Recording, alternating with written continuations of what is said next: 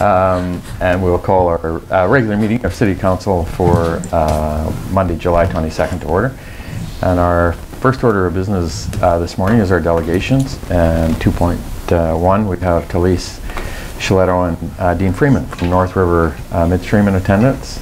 And they're both identified as midstream, North River, but I understand that's not quite. But we'll give that, hopefully Dean will be making the transition shortly, and that will be completed. So anyway, welcome you guys this morning. Thank you for coming, and there you go. The floor is yours. Thank you, Mayor and Council. Thanks for having us here. So I'm Talise from North River Midstream. I see some familiar faces who know me. This isn't normally my role, so just so you know, I'm Indigenous Relations. My counterpart, Jay Morrison, who you all are probably very familiar with, is away on parental leave for a year, so I am the Jay, as they say. It's a welcome change. And with me I have Dean Freeman, and we'll get into sort of the transition of Enbridge and North River. So Dean is with me today, and we'll be over with North River at the end of close 2. So we'll get into my presentation, and I'll apologize because I know that you guys have probably seen some of these slides, but I wasn't here, so I'm going to show them to you again. And I think I can operate this, right? Is that what this is? Yeah. Okay, so we'll go through a little bit of our background, which I think I just did, an update on our sale from Enbridge to North River, a little update on our Tupper West project, and then if you guys have any questions for me, we can go through that. So last year, Brookfield Infrastructure acquired Enbridge's Western Canadian gathering and processing businesses. So we're now a year in. We do have to go through a bit of a process for us to get all of our assets. So right now, we do have some of those assets. They were the ones that were already regulated by the Oil and Gas Commission. The other ones that are regulated by the NEB will come over at close 2. That's basically what determines that we can close that sale, is when those assets come over. So when all of that happens, we will have 19 processing facilities, 3.5 billion cubic feet a day, and 3,500 kilometers of gathering pipelines. So a lot of infrastructure in and around Dawson Creek as well. We do connect to all major demand markets. I think this will come up later in my slides. So Enbridge, the old West Coast system, TransCanada, and Alliance Pipelines. By the end of close 2, we will have approximately 700 employees, 500 of which will be field-based, so out in the plants and on the gathering system. To multitask here. So Brookfield Assets owns North River Midstream. They have 4 major parts to their business: real estate, infrastructure, renewable power, and private equity. We are part of the infrastructure portion of that business.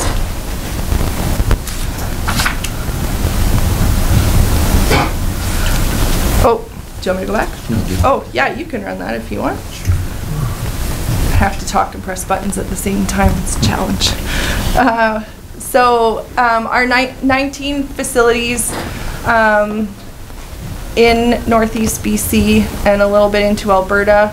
I imagine everybody's pretty familiar with it. It's the same assets that we owned when we were Enbridge, the same ones that we owned when we were Spectra, and the same ones that we owned when we were Duke. And the same ones that were owned when we were West Coast. So they've been around a long time. The one thing that you will not see here is the major sales pipeline, which will stay with Enbridge. So it's the same system minus that Enbridge sales pipeline. There are 2 other, well, I guess maybe there's the other assets that sort of came over when Enbridge acquired us was Tupper Main and Tupper West. So those may be new to some folks. I don't think I need to get into too much of that. So as always, North River is really committed to health and safety, community engagement, environmental stewardship, and transparency. We have a long, rich standing of safety within our communities and our work, and that will be something that we continue to have as our major focus. We're very safety first. Community engagement, you will see a lot of us in your community and in the communities where we work and live.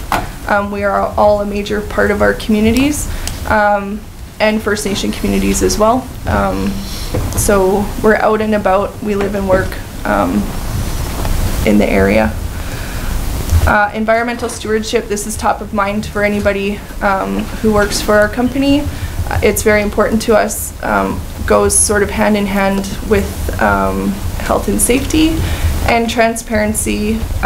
You will find that if you ask a question of us, we will give you the answer whether you like it or not. It's sort of how we roll.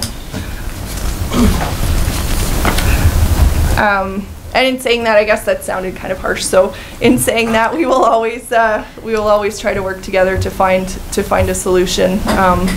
If it's something that we may be at odds with, we're always willing to work with everybody in our areas. So this little map shows the assets that we have now and the assets that we will have close to. So you'll see Tupper West, you'll see Tupper Main are already our facilities. You'll see facilities like Taylor and the Fort Nelson gas plants that are still operated by Enbridge. So those are some of the major ones. We do have some work going on at Tupper West. So we have a project at Tupper West. We're essentially building another plant at that facility, so it will double the capacity of what Tupper West currently has right now. This project also includes a high voltage transmission line, which is approximately 18 kilometers long, and a new booster compressor station. So we're hoping to have this in service by the last quarter of next year.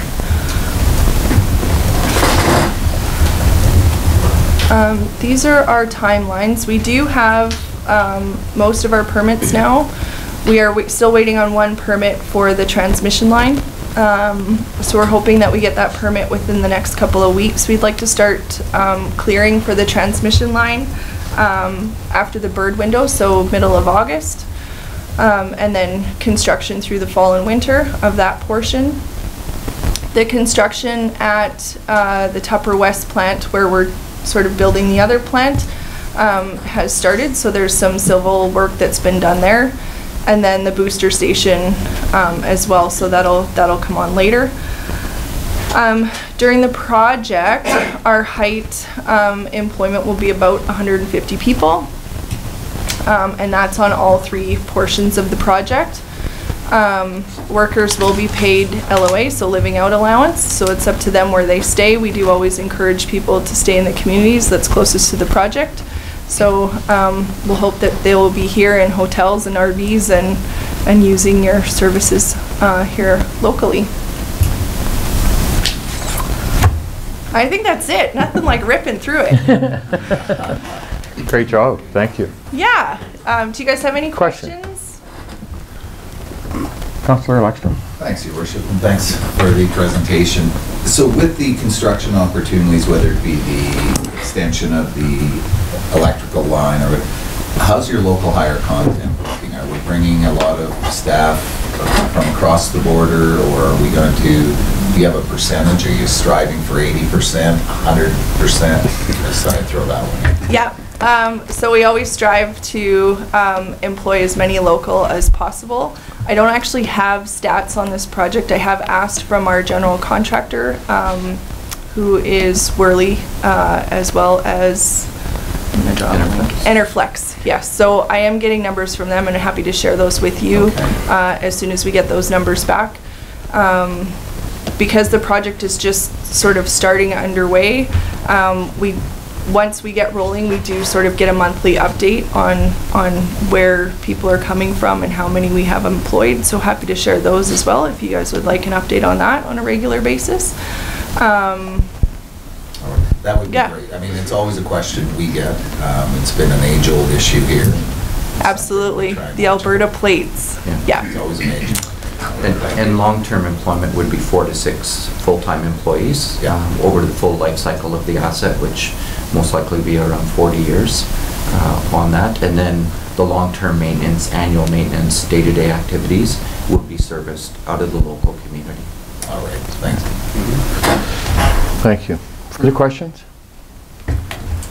Well, thank you for coming in, and I think as Blair's touched on and Dean's mentioned, it's the long-term, certainly construction is an important part of that for us in terms of supporting our local businesses. That's what builds community, and those long-term permanent positions are really what really are the benefits to us, certainly in this assets that are being built around our community. So we appreciate you coming in this morning and giving us an update. Thank you, and awesome. Thank you. And look forward to seeing the construction underway. Perfect. We'll keep you updated. Thank you. Pass our best on to Mr. Morrison. Will do. For sure. And his cute babies. On the baby. Yeah. Thank you. Thanks, guys. Denise and Bye now. Dean. Next up, item 2.2, we have Joanna Martins from the Kiwanis Performing Arts Center this morning. Good morning. Good morning. Welcome. Congratulations. This is your first time in as your new executive director role, and it's a pleasure to have you here.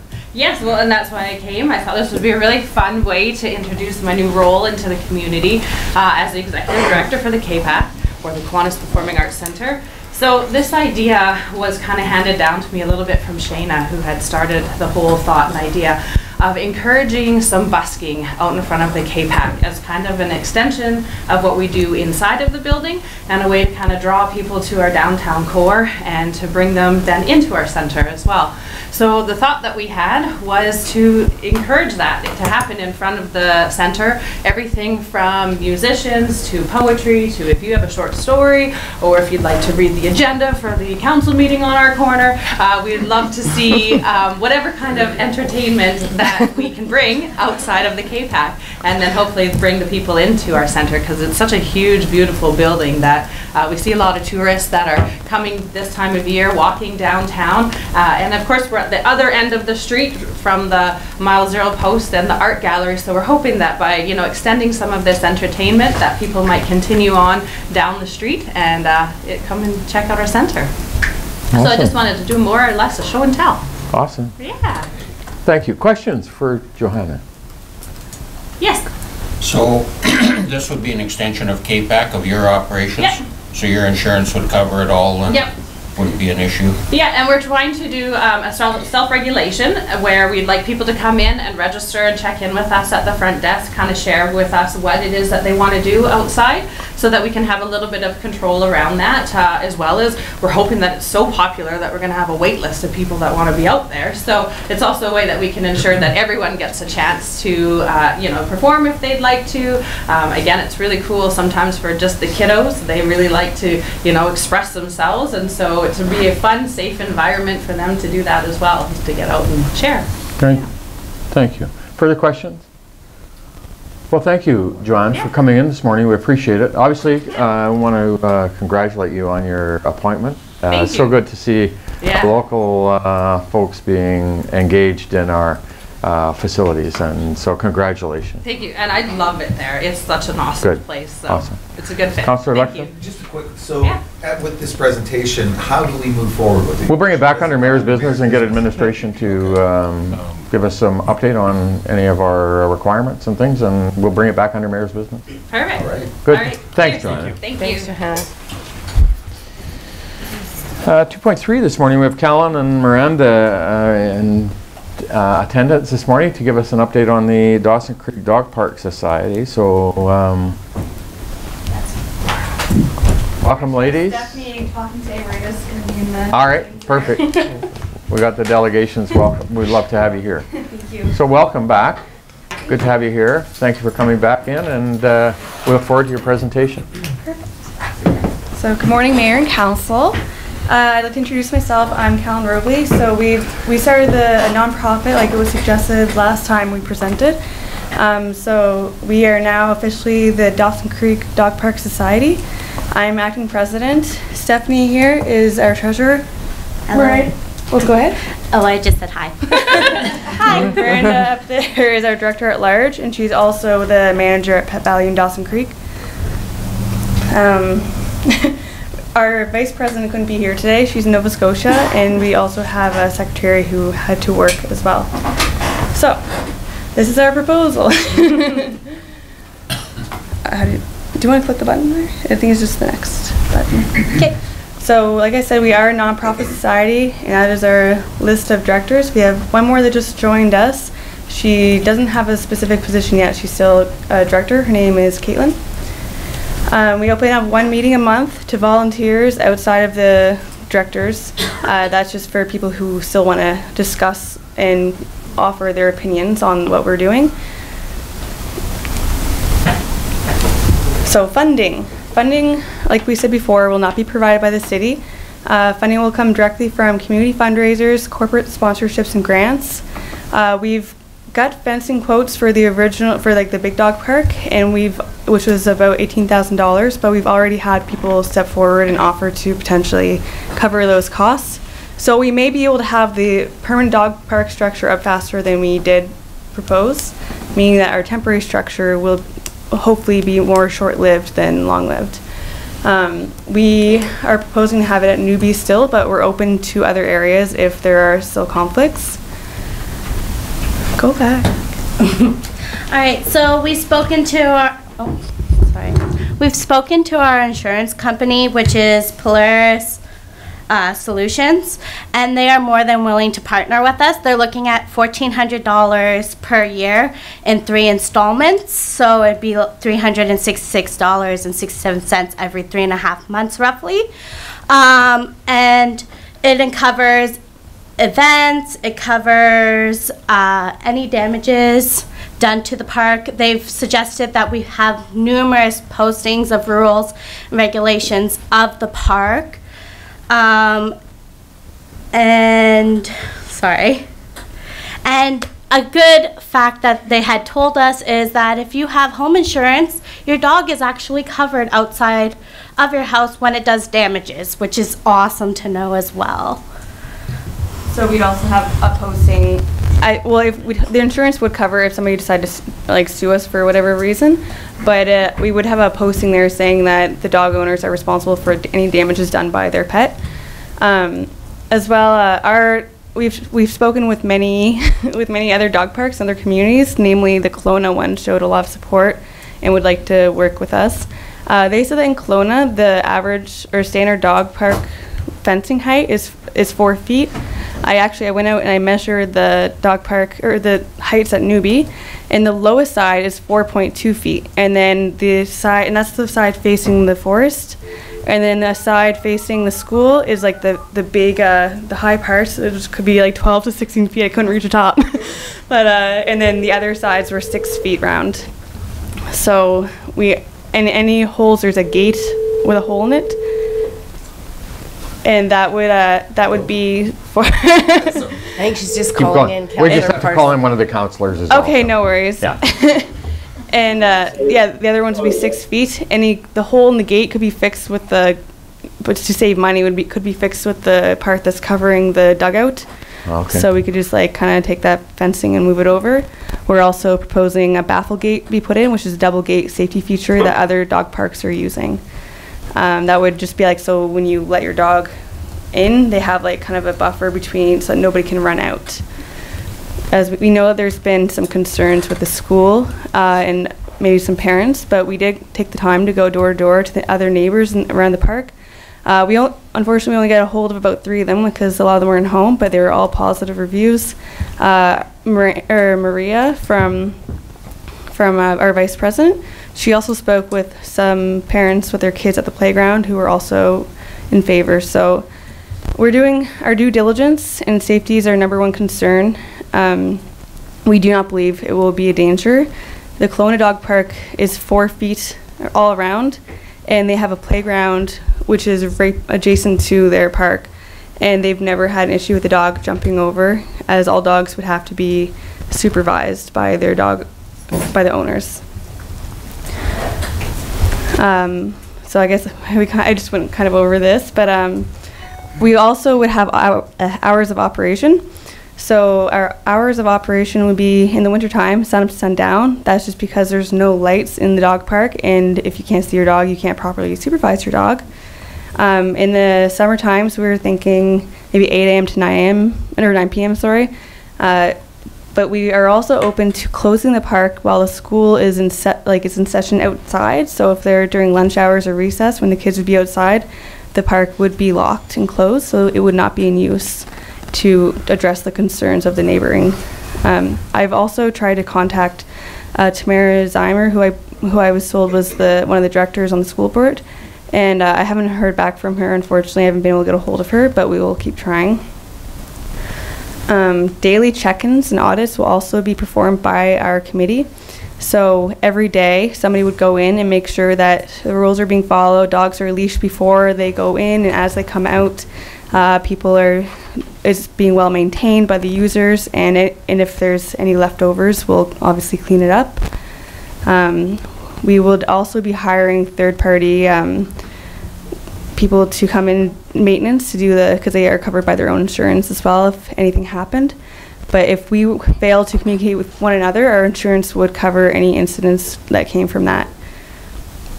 And that would be, I think that's Dino policy, I think. So for maintenance, we need lawn maintenance, so lawn mowing, which would be come around $150 a month, and snow blowing to the path that goes to the park, and maybe like lay down some gravel just to ensure that there's no slips or trips. And then the temporary dog park would be a really good idea while we're waiting for the funds for the big dog park, mostly because right now there's literally no places where we're legally allowed to have off-leash dogs, but they do it anyways. Like there's actually, like I was just in the park the other day and somebody didn't have their dog on a leash and there was an incident, and it was just like, if there was a safer area where like we could all it was regulated, I really believe it would be a safer option. There wouldn't be holes and poop in the recreational areas, which are often complained about by users.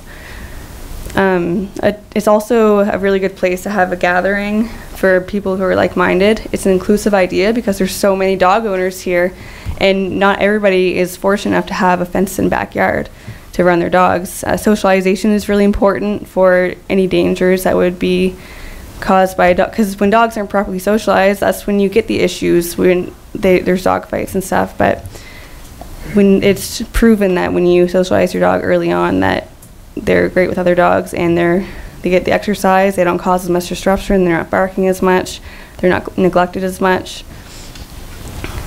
So yeah, we are proposing for Newby, because that was council's preferred area to begin with. But we are still open to Chamberlain if there's any, if you guys would prefer that. I think those are the only two options we're really given right now. So I'm really hoping that one of them does go through. We're ready and willing to do anything and jump through any hoops that you guys give us. And I think that we've proven that by getting our insurance letters, going through nonprofit, everything we've done. We've reached out to the community. And yeah, so Newby is our preferred. Then eventually, hopefully sooner than later, we'll put it in at the SPCA, at which point it would be we wouldn't be using the temporary dwelling anymore. Since we have had people reach out to pay for the fencing, that would be sooner rather than later. So hopefully, it would only be 1, maximum 2 years that we would be using the temporary dog park. I think I covered things a little faster than I put on my presentation. I got a little ahead of myself. But if you guys, there would be benches, signage, garbage bins, and poo bag dispensers. From the city, we would like to ask for perhaps, if you suggested the parking meter last meeting, I believe, or I thought. But if you guys still have one of those available, that would be great for donations for people using the park. As well as we would like to ask for a disposal bin. There's already a garbage can there, so we could get away with that for a while probably, but the big metal ones are really handy. And the poo bag dispensers. But that's all we're asking for from City Council. We have our insurance. You guys would be named as a secondary on our insurance just because it's in a city area. And we probably won't put a watering station in this one just because it's so temporary and it would be costly, so people would be responsible to bring. You can give those water bottles with like, that you just pour into their tops for the dogs. Pet Value. Miranda is our Pet Value manager up there, and she's offered to host a lot of fundraising events for us. Our first one that we were thinking would be like, they have really fun backgrounds. We want to take pictures of the dogs in front of the backgrounds and then charge for their photos. But then on top of that, we could use those photos to make calendars and sell the calendars. So that is another kind of like a double whammy. And we are also looking for grants and sponsors. We've already written up business letter, donation letters. She has one if you'd like to see it at some point. These are the rules and regulations I went over last time. Feel free to go through them. So poop and scoop would be mandatory. Dogs must be kept on leash inside the gated area and never outside. The maximum length of leash, I believe, is 6 feet, but again, you wouldn't have the leash on the dog in the dog park because that could cause a dangerous situation. Dogs must be vaccinated and licensed. This could be kind of ensured by our daily audits. You know, we go up and ask for proof, you know what I mean, if the dogs would need their tags on. Dogs must be removed if dogs are in heat, sick, or aggressive. No more than 3 dogs may be brought into the off-leash dog area by one person at the same time. No children under 12 years of age, which is mostly because they're small and like you don't want like the face-to-face, just to avoid them getting knocked over or any incidents like that. They don't always know how to be responsible and give dogs space. Children under 14 must be supervised by an adult while inside the off-leash dog area. Puppies under 4 months old are not permitted, mostly just for vaccination reasons. They usually don't have all their vaccinations at that point. No food other than small training treats. That's because they're of food aggression. Any holes your dogs dig, you must be filled in before leaving. But again, if they do leave and there's a hole there, our daily checks would be able to go in and fill that hole to avoid any slips or trips. And hours of operation are sunrise to sunset. Of course, in the summertime, those times never seem to come. So we'd have somebody go in and close it probably by 9 or 10 p.m. and open it around 6 a.m. Off times would be padlocked, so you couldn't be using during those times. The signage will be posted with the rules. We'd also like to have a safety board so people can go and like learn about, I don't know, like parvo or whatever, why they would need their dogs vaccinated, why it's important to have your dog not there when they're in heat. Hopefully everyone will pick up their poop. Committee members have volunteered to do the weekly poop patrol and to make sure the area is clean of feces. Having a temporary dog park is also a good way to keep the owners motivated to help support the grand dog park. So in conclusion, no cost to the city. We have a dedicated group of the nonprofit directors who are willing to answer any questions and to commit to all safety regulations and ensure that it runs smoothly and safely. It's in high demand, over 200 Facebook group members with overwhelming support. It'd be a great place for the dog community to come together. It's safe, legal place to socialize and exercise dogs. It would reduce the number of off-leash dogs in sports fields and parks, and it would be an inclusive addition to our community. Thank you very much. And if you have any questions, the floor is open. Thank you, Callan. Great job. Thank you. Questions? Councillor Earl. Thank you, Your Worship, and thank you guys very much for coming in, and congratulations on all the work you've done so far and the amount of traction you've got under you in such a short period of time is really impressive. So to read your proposal presentation submitted, you don't really indicate a preference between Newby or Barbary Park, but the impression I get from your presentation is that you guys have a preference for Newby? That was based on the council's preference for Newby, so we did target our presentation towards it, but we are open to either.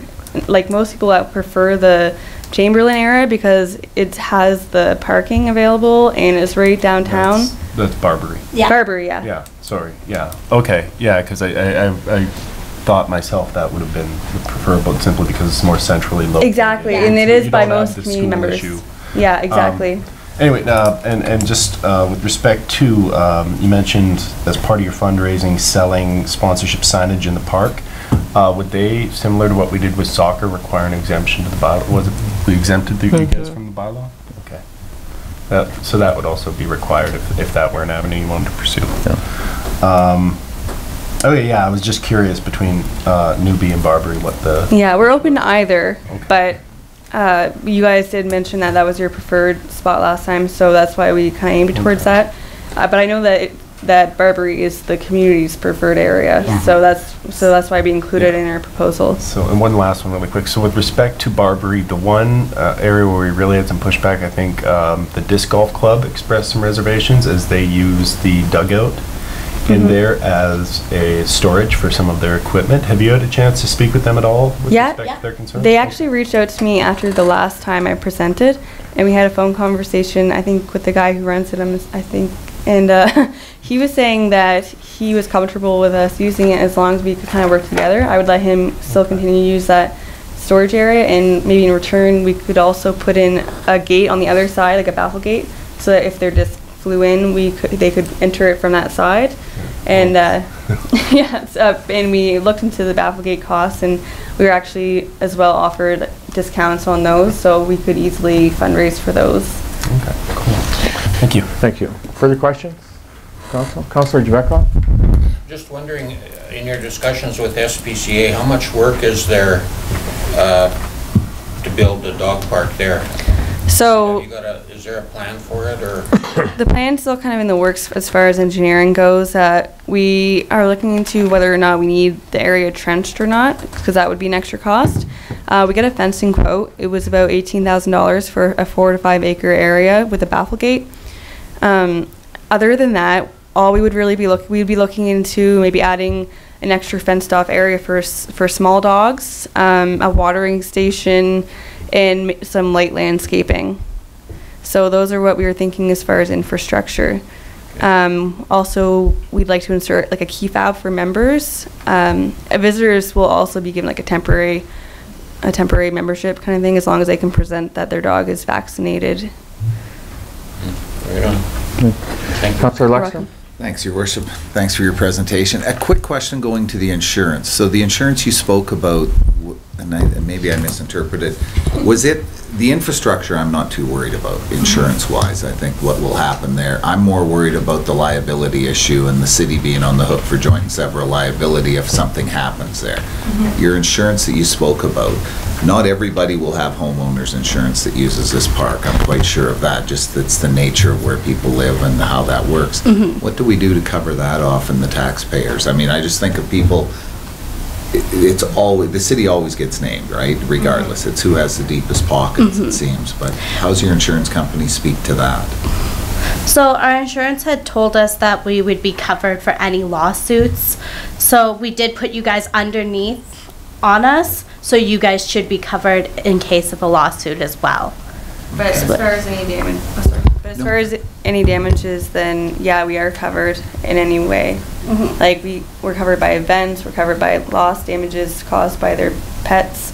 If we get sued, we're covered for that. We're covered for lack of communication, say for maintenance. So like if we failed to communicate properly on when we needed snow blow to the company and it's our fault, we're covered for that. And that's the vicious dog also would be covered? Yeah. That Yeah, would be- yeah, okay. it's all covered under, and you guys would be covered under it as well, because we added you as a secondary. Yeah. The only time I would go to the city is if somehow like the money got way blown out past what we have, but we are prepared. We have a bank account meeting tomorrow, so we're going to be stocking up our funds as well for any situation that may occur. Okay. 2 other quick ones, Your Worship. So you also talked briefly about possibly using some of the fencing that's there for the gate. Just if this is temporary, I'd do everything we could to find an alternative to that, because I think that park may one day go back into use, then we'd be without that. I think you're talking the dugout screening probably. Yeah, that was just an idea, but yeah. at the same time, we can easily put in, it's just a baffle gate, so it would only cost like $400 or $500 probably. Okay. And the other one was putting gravel down as a walk. There's no walkway to that park now, I don't believe. Yeah, I don't think so. I'm assuming that if people are using the one at Newbie, that it's going to get padded down. Yeah. Like there's going to be padded down area and it'll get really icy, so maybe we could just throw down like little pebbles or for traction. Oh, you're talking winter maintenance. Okay, yeah, I thought you were going to just put for a winter gravel path maintenance. in. Yeah, Okay. just for, because you know when it gets padded down, it gets really icy and slippery, and we would hate for there to be like an elderly person who slips and nobody sees them. You know what I mean? Like so. Okay. We're going to do our due diligence to make sure that that trail is taken care of and is safe for entry and leaving. Okay, thank you. You're welcome. Any other questions? Awesome. Any other questions? Comments from council? Councillor Wilbur.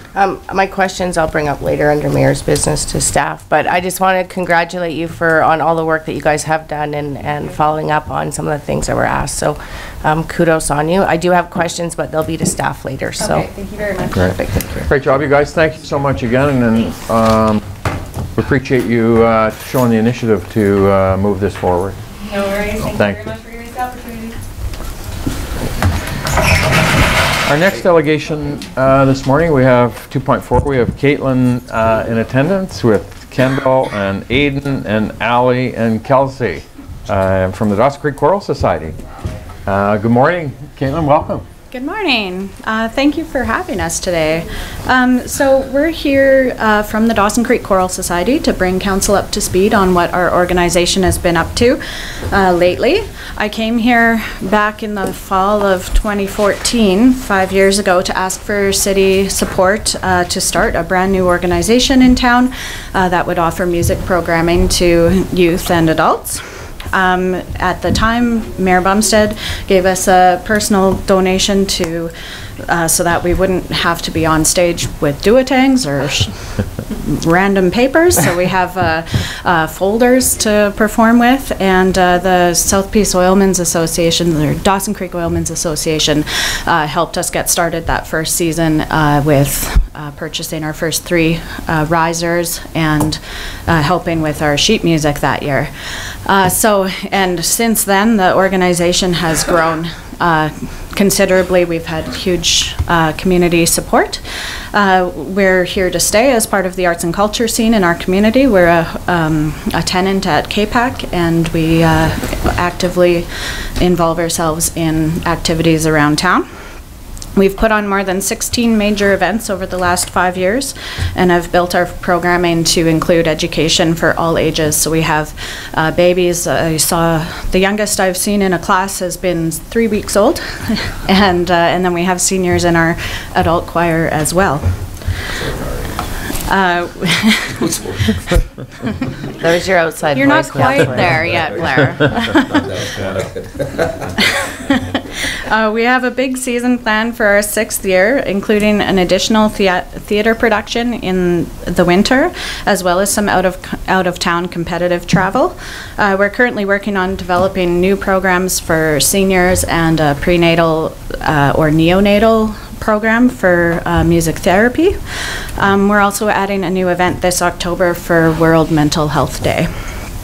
So to make all of these things happen and to carry on the quality that the communities come to expect and love about our programs, we're needing to raise significant funds this summer. So this summer we've set a goal of $10,000 to raise by the end of September. We've been doing this in a variety of ways around town. We sold pies at the car show last weekend or 2 weekends ago. This past weekend we were at the co-op singing and selling burgers, and we've got a few more plans throughout the summer to bring in our fundraising. So we're also doing a summer sing-a-thon, which is the information I shared with you guys before. So our sing-a-thon is, as an organization, we're pledging to have our singers perform or sing at least 500 songs out in the community this summer. I personally, my number's at 97. I said I would do 100, so I'm almost there. These guys here, they're a team. Their team is called Nothing But Treble, and they've sung 74 now. So we're singing and we're getting out there and people are hearing us. So and it's been really good. So part of the sing-a-thon is we're asking for organizations or businesses to help pledge funds to us, maybe on a per song basis or matching or anything like that. We're asking for more events that we could sing at, and if people have things that they could donate as prizes, we're looking for that as well. So with me today, I've got Kendall, Ali, Aiden, and Kelsey. They're all, they have been part of our youth choir and our musical theater programs. They're Nothing But Treble, and they're here to share with me, share with you guys some of the things that we're raising money for. So instead of telling, I thought we would present this in a different way that we would normally do. So I'll ask for their help for that. And we need to stand. Engage the diaphragm. So, if we had $10,000. If we had $10,000. Well, we'd buy a giant drum. Buy the baby a great big drum. And if we had $10,000. If we had $10,000. We'd buy some more furniture for our space. Maybe a nice rocking chair with an ottoman. And if we had $10,000. If we had $10,000. Well, we'd buy ourselves our own keyboard. With 88 reliable keys to play. And if we had $10,000. We'd buy your love. If we had $10,000. We'd build a shed in someone's yard. If we had $10,000. You could help, it wouldn't be that hard. If we had $10,000. We wouldn't have our stuff all over town in everyone's way. Yeah, like where's the Mrs. Potts costume? I think it's at Randy Joe's house. Or how about the sets from Beauty and the Beast? Doesn't Aaron have those at his place? Yeah, they won't fit into our little sea can anymore. So same with all the props and supplies that are all over my house. Huh. So if we had $10,000. If we had $10,000. We would buy a choir van. But renting one would be okay too. And if we had $10,000. If we had $10,000. We'd buy some costumes for our plays. All of them crazy elves and princesses too. And if we had $10,000. If we had $10,000. Well, we'd buy railings for our risers. So we could sing a little bit safer on stage. And if we had $10,000. We'd buy your love. If we had $10,000. We wouldn't have to busk in the street. If we had $10,000. We'd sing on a stage that's a little more discreet. If we had $10,000. We wouldn't have to bake so many pies to raise some money. Or we'd still bake pies, right? Yeah, we'd just bake more. Because it's pretty fun to go out and work in the community. Yeah, like when we do our choir for hire singing. Totally, and it's also not to shade on busking, because busking is great for our downtown community.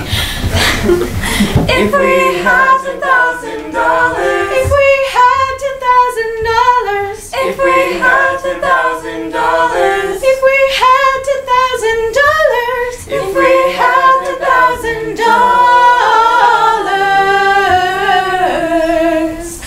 That'd be great.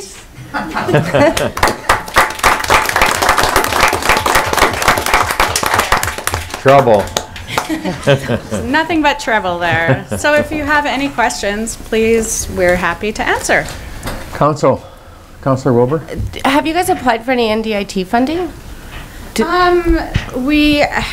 We have applied for event funding in the past, but the nature of our programs and the way we don't own property, we don't.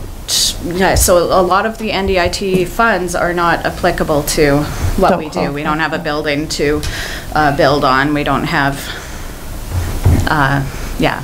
So it's kind of tough for us to do that. Our stuff is a little bit smaller or different nature than NDIT. So Councillor Lexer may know, do they qualify for the festivals grant for one of their projects? We'll have to check. Yeah. Under the festival side, but I think what we're talking is infrastructure. Yeah, infrastructure and programming and capital, like buying a keyboard. I was going to say, if you cover off one, maybe leave you more for others, but there are also 3 new BC gaming grants that just came out that have August intake, so I would look at them because I think that you guys would qualify for that.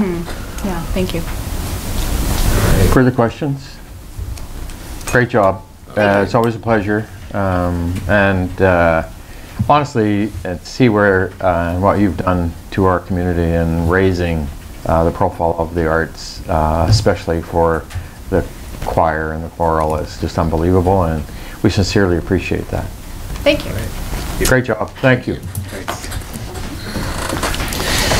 Our next delegation, 2.5, we have John Curriata, President of the Lakeview Credit Union, and Laurie Archibald, CEO, in attendance. Your Worship, yes? Pursuant to conflict of interest, I have to step away. Yes, thank you. Can you bring me back a fan? Good morning, John. Laurie, welcome. Council members, thank you for allowing us here this morning. And we're just here in support of our letter that we sent July 2nd to yourselves in regards to our property and some remediation work that we're requesting the city force or take on. And that has to do with the retaining wall on the property that used to be our leased parking lot, and it's been blocked off, and the lane has been blocked off for just about a year now. And it's we're getting concerned about the safety to our members and the public, and also if it were to fall to our building. When I sent this letter, Duncan Redfern gave me a call, which I appreciated. He thought that maybe the wall was sloughing or sliding down, and wasn't aware that it's actually tipping over. And there's a telephone pole there, or a power pole there, 3-phase power supplies our building, that it's up against as well, and it just seems to be getting worse. We were evicted from the parking lot. Our understanding for the eviction was that it was because they had to remediate the wall and fix it, but then the for sale sign went up. So we're here to again support the letter and ask to do whatever at your disposal to force that wall to be fixed. It's just been too long, we think. Okay, thank you. And so for clarification through to administration, the laneway that exists between the property of the Lakeview Credit Union at the rear of the building through their drive-through, and that additional property is laneway designated, and the retaining wall is on the old Shell property? Yes, Your Worship. There is a city-owned laneway between the Lakeview Credit Union property and this parking lot property that the city retains, and that wall is slowly encroaching into our laneway. And I would assume that being the old Shell service station, the old Harv Shell from years and years ago, the contaminated site would, at the minute they start excavating, would create environmental issues in the excavation of that site? Yeah, through Your Worship, it really comes down to if you're going to remove the soil off the property. If the soil remains on the property, then it's less of an issue. But the minute you want to remove soil off the property, that's when, if there's contamination, which likely there is, it has to be hauled to an appropriate site, and that's where a lot of those costs are derived. Okay. Councillor Lexton? Just following through on your questions, Your Worship, to our administration. So this issue would be one of the owner of that property, not the city's, I would anticipate, on legal grounds. This is not the city's responsibility to fix this, but us to work with the owner to say, look, you've got an issue here, you're going to have to to do something. Would that be? Yeah, so through your worship, we've, dating back to last fall, like Mr. Curriata pointed out, we've been dealing with this for some time, is we reached out to the owner, made them aware of the wall that was sloughing. It appeared at that moment in time that they were willing to work with us. Certainly, that's always the best solution if they're going to deal with it. If they don't, there's provisions in the community charter for if there's a hazard or a nuisance for the city to get involved and to remedy the work, and then ultimately bill back that property owner. If they don't pay, then it goes on to taxes and so on. We thought we were getting somewhere, but again, like Mr. Curriata pointed out, now they've got the lot up for sale. So since we've received this letter and saw the for sale sign, we've had another letter sent to the owner, a demand letter from our legal, kind of pointing out again that something needs to be done. So we have not received a response as of yet, but that was only sent last week. So. If I could just fall through quickly and following through on that. So if the city had to move in and do the repairs and then put it on their taxes, chances are, if it's a contaminated site, there isn't enough money in that lot for us to actually even take it back on a tax sale and sell it again. I was unaware you could sell a lot if it had a contamination designation, so that's caught me. But I also know under the Act that prior to taking anything back on a tax sale, if the owner of the land holds assets, we can go after those assets. The reason I'm saying that's about the last piece of property, if it's contaminated, we would want back prior to it having a clean bill of health. With that. Yeah, through your worship, one thing to note is my understanding is that if we were to take that back through taxes, we wouldn't be, the city would not be liable for the ultimate cleanup of that site because of how we'd be taking it through that process. That's my understanding. That's what we've been told. Okay. Now, and that's what I'm following up. If we have to clean up, or if in order to remove that retaining wall, to remove the hazard, it can't be removed from the site. So the last thing I want to see is that stuff piled up in the middle of that lot at the prime corner of our community. Yeah, through your worship. So we had originally reached out to Force Engineering when this all started to get a sense of what the issues were, and then the owner was dealing with Force and received a price from them, just an estimate of what the cost would be to really make it safe. So that would entail removing the wall, sloping the soil back, but not removing the soil from the site. Ultimately, you'd be piling it there. And the cost estimates for that were right around $30,000. But again, that's just to make it safe, and that's not hauling anything away. Go ahead. I guess if we're looking for direction from council, mine would be that, following what you said, there's no way we want that corner piled full of contaminated soil sitting on the property. So however we move forward on this, and I would certainly ask our litigators or our lawyers that if the possibility is there, before we go in to do anything, if whoever owns this lot now, and I don't know who it is, that they're on the hook. If they hold any assets, I don't want the lot back as a community. We want them to be responsible for it. I'm guessing the lot could be clean. I didn't know you could sell a contaminant. That's why I'm kind of caught off guard. I thought this falls back to Shell as the original owner. So we'll bring it back under mayor's business and give administration some direction. Thank you. You with that, John? If I might, Your Worship, it's our board has been dealing with this for, well, ever since I've been on the board, and we have been attempting to get certification on the cleanliness of the site, you know, through testing, and that hasn't come yet through the landlord, even though numerous requests. We actually had an offer to purchase that property. I think checking with historians too will tell you that that site was also used as storage for oil and gas when the Army was here.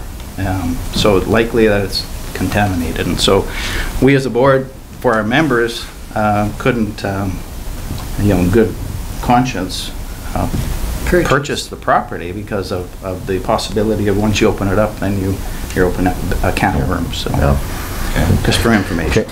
Well, we'll bring it back through later in the agenda under mayor's business, and we'll give some direction to administration and that part of our meeting. Appreciate Great. it. Thank you. Thank you for coming in this morning. Thank you. Next time we'll sing. Yeah, we're holding you to it. Like to see that.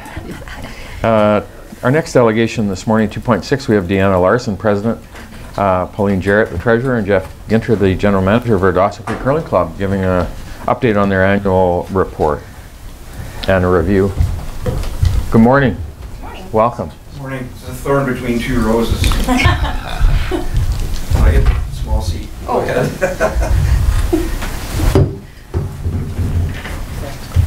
So good morning, Your Worship and councillors. Thanks for having us this morning. I'm going to start just by throwing out the first rock here really quickly, and then I'm going to turn it over to the Simply put, we saw this as an opportunity to get together with council to build on what's already a great relationship, and to be transparent with council with respect to our finances and our purpose and our path moving forward. So it's a relatively straightforward conversation. We hope you engage with a few questions when we're done. And I want to start just simply by saying that we're not here with an ask right now. And I know every time I'm here, it seems like I've got my hand out or there's some conversation going on. That's not the case today. So that's an oddball time of year to be having a conversation about curling, but we're going to do that. So we're going to, I'm turning it over to our president. Deanna is a fourth-year member of our board. She's been director, secretary, vice president, and now has graduated, if you want to call it, to our president's role. So Deanna, take it away. Good morning, everybody. So I just want to say thank you to the Mayor and to City Council for allowing us the opportunity to speak with you today. I want to take a moment to highlight a few points about our club. So we operate a public space with a community focus aimed at providing access for all ages and demographics. We integrate generations through our social and sports programming, where junior athletes are playing with our senior athletes. In addition, we host on average 80 non-curling functions every year and have over 22,000 users through our doors annually. One of the most important aspects of our club is that we are a nonprofit. So since June of 2015, we've accumulated and reinvested over $1 million through grants, corporate support, and operational profit. Our board of directors, along with our GM, have prioritized a 3 to 5 year capital improvement plan, and we're working hard to continue to return profits to our community for the foreseeable future. We're happy to invest in our city-owned building, as this means investing in the future of the sport that we all love to play. Over the last 4 years alone, we've spent over $200,000 of our own funds on these projects, and we have set aside and committed an additional $230,000 to future projects that are part of this plan.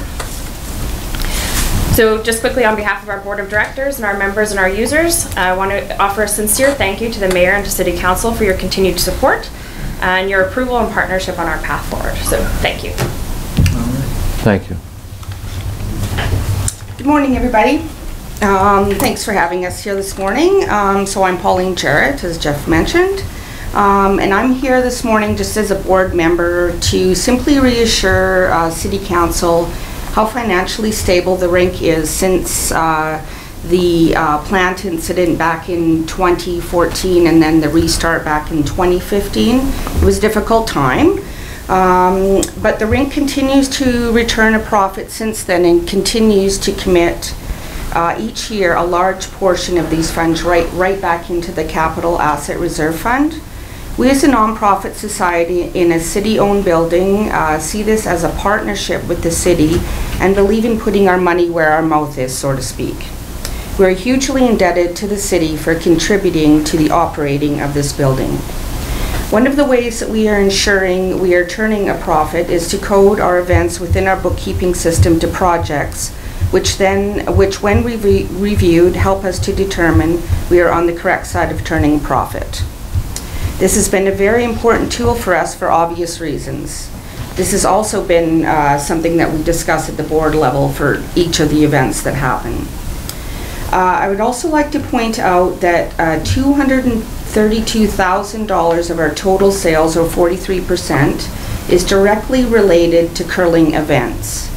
This does not include the liquor sales, as we don't break it out on our income statements that way, but we definitely feel that if we did, we'd be more at the 50% mark.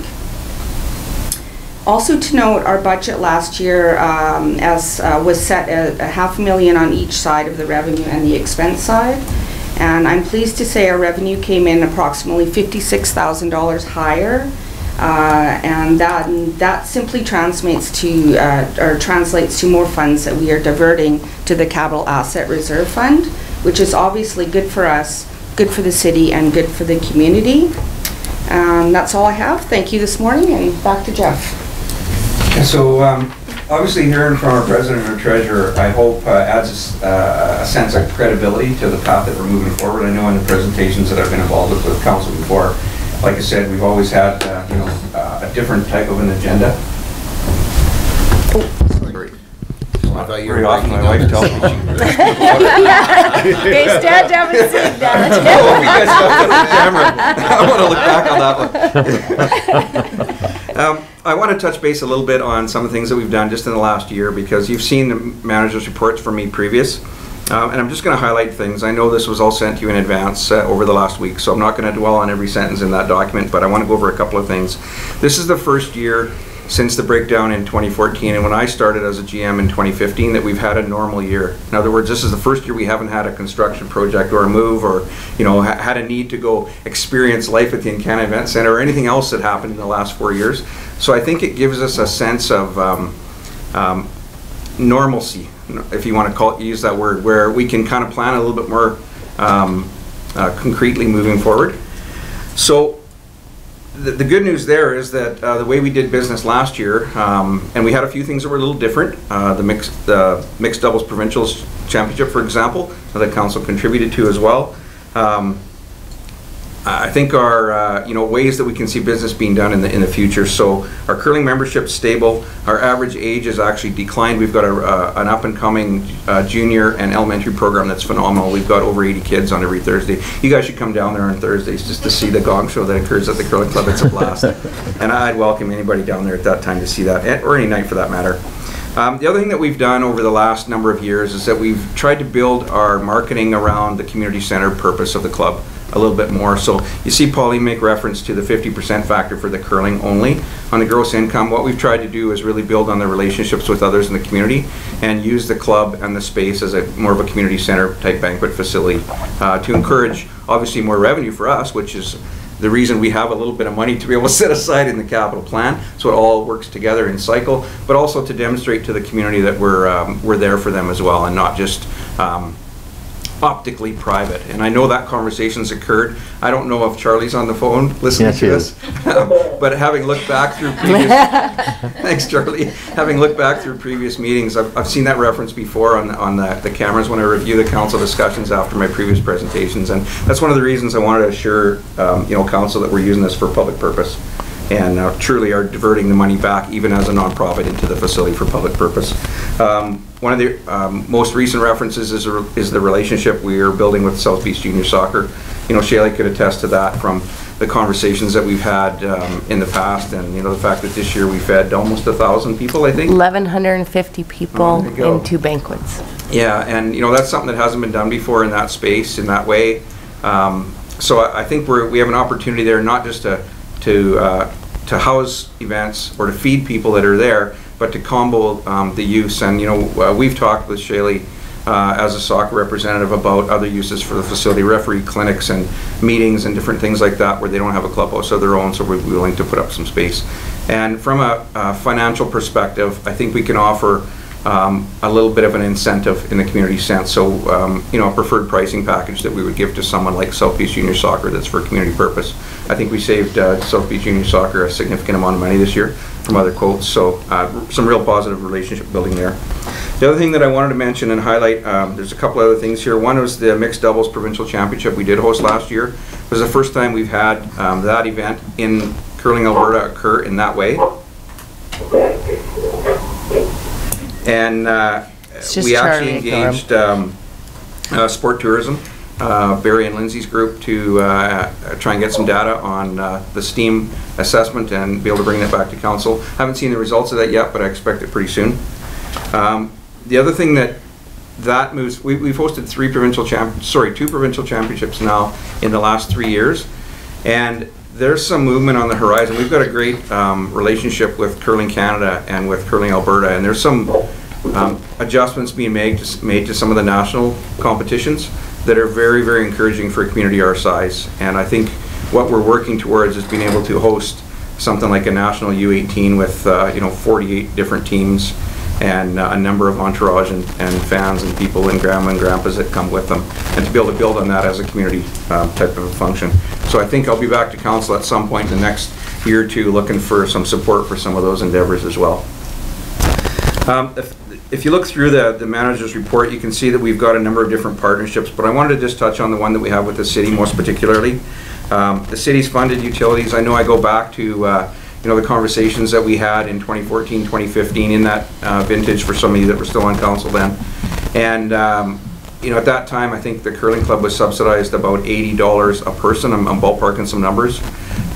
When the utilities piece was added on there, that number went up to about $180 per person, like per member, not per user. At that time, it was only the data was only developed per member.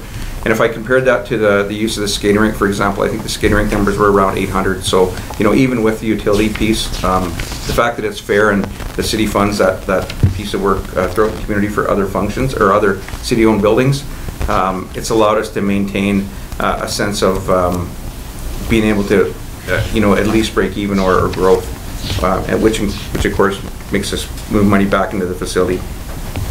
Council has already approved a 10-year lease agreement about a year or so ago, and I'm told that that's under construction. Ross and I have been communicating on a number of different things with respect to the club and trying to remain engaged in terms of purposes and making sure him and his team are aware of what's going on.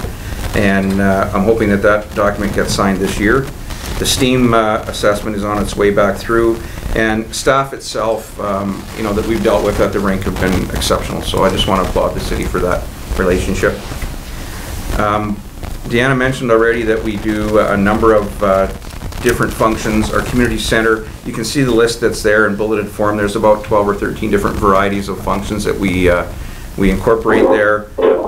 87 meals and banquets, 69 of those were to non-curling clients and 18 to curling events. So it just gives you a perspective in terms of how we're trying to do that business. From a strategic planning perspective, we have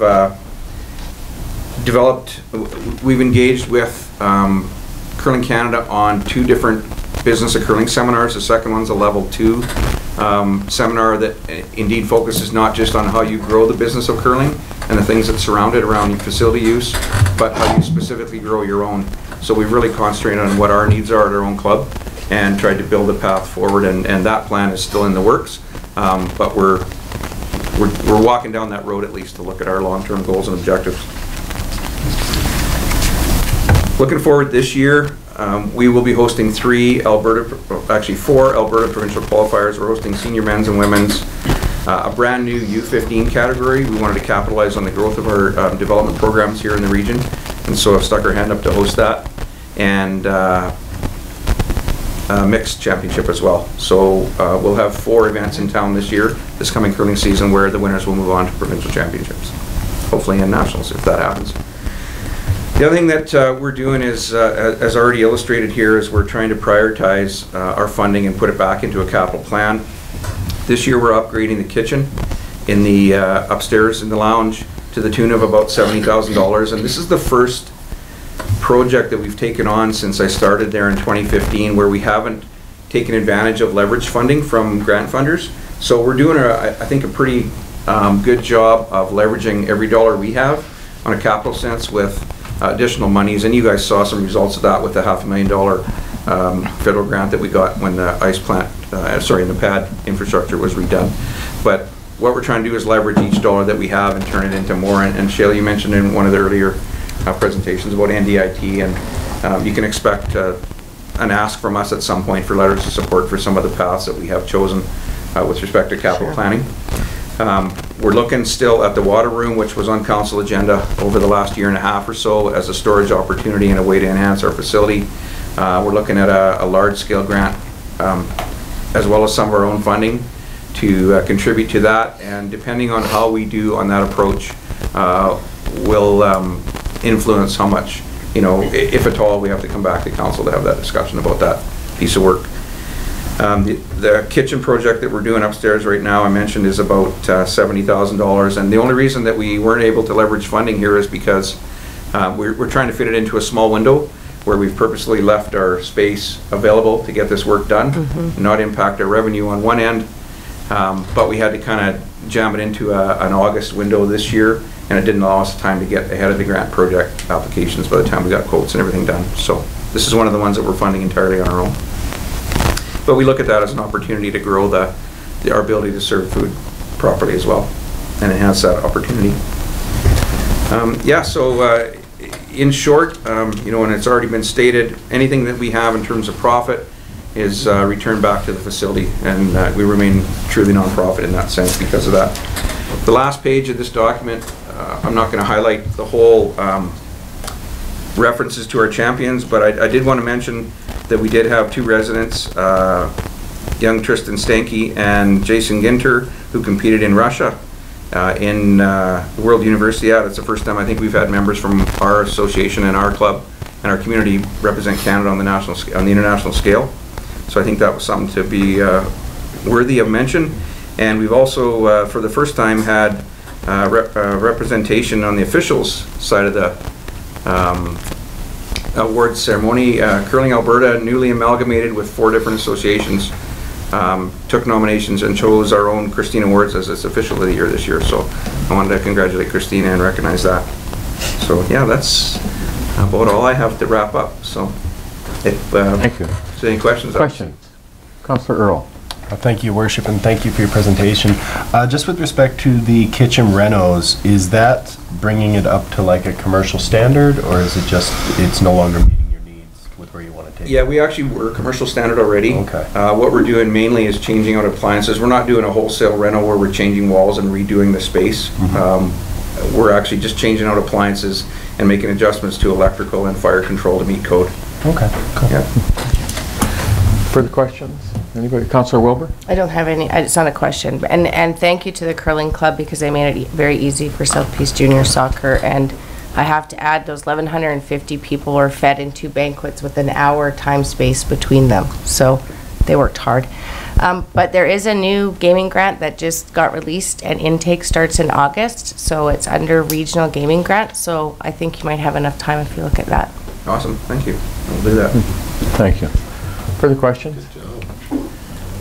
So, thank you for coming in today and giving us an update, and we appreciate it. Obviously, the life that you see at the curling club today, you only have to go down there and see the activities, and you see the community engagement that's taking place there from people from our community and region enjoying good, healthy fun, and it's contributing in a significant way to the quality of life. And credit to you guys in terms of putting that effort and energy into that facility. And I remember 4 or 5 years ago when Tracy came in, I think, and curling club was in a hard place. And so credit to you guys for all the work that the members and executive have done to bring it back.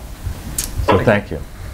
And Your Worship, we should note that our very own Brenda Ginter received most sportsmanlike female. She was hoping that was getting by. I know she's happy to hear that. Yeah. Thank you. Thank you. Thank you. Keep up the good work. And finally, our last delegation this morning, we have Pat Rorson in from Rorson Development in regards to Crescent View subdivision. Morning, Pat. Welcome back. You're going to be running for council. Say, you got a seat here. Thank you, Your Worship and councillors. At our last council meeting, we apparently ended up with a misunderstanding, and my understanding was tying 21st Street into 19A, and I just said tie the street in, and I believe the councillors believed it was tying it into 17th Street. After we had the council meeting, Kevin and I and 2 other city employees met, and because of the water retention areas and whatnot, there was only 21 lots that really could be registered before we ended up in the water retention, which was 86th Street, 86th, yes, Avenue, pardon me, which had sidewalk, which I agreed to do the sidewalk on. And then at the meeting, Kevin said that, I believe he understood the same as I did, but he said that it was very important to the city to tie 17th Street into 21st Street. And so we discussed it, and I said I would be willing to do that, given some time. Hopefully sell a lot or two. This year I've sold one lot. I've had to finance the lot and finance the house. So it's not really booming out there. So if that were the case, then I just need a little time to do that. Okay. Okay. Councillor Lexstrom? Just in following through with this, Pat, and looking at the development understanding, I mean, you have to develop lots, sell lots, and continue to develop. If there was a time frame, for example, I'm not sure if you'll reach full completion on those 25 lots this year, but hopefully you will. Would you be willing to look at tying that in a set time frame, say 2 years? If we were to look at a construction period for, and where I'm headed with this is if you're developing, was it 25 lots you said? 21. 21 lots this year.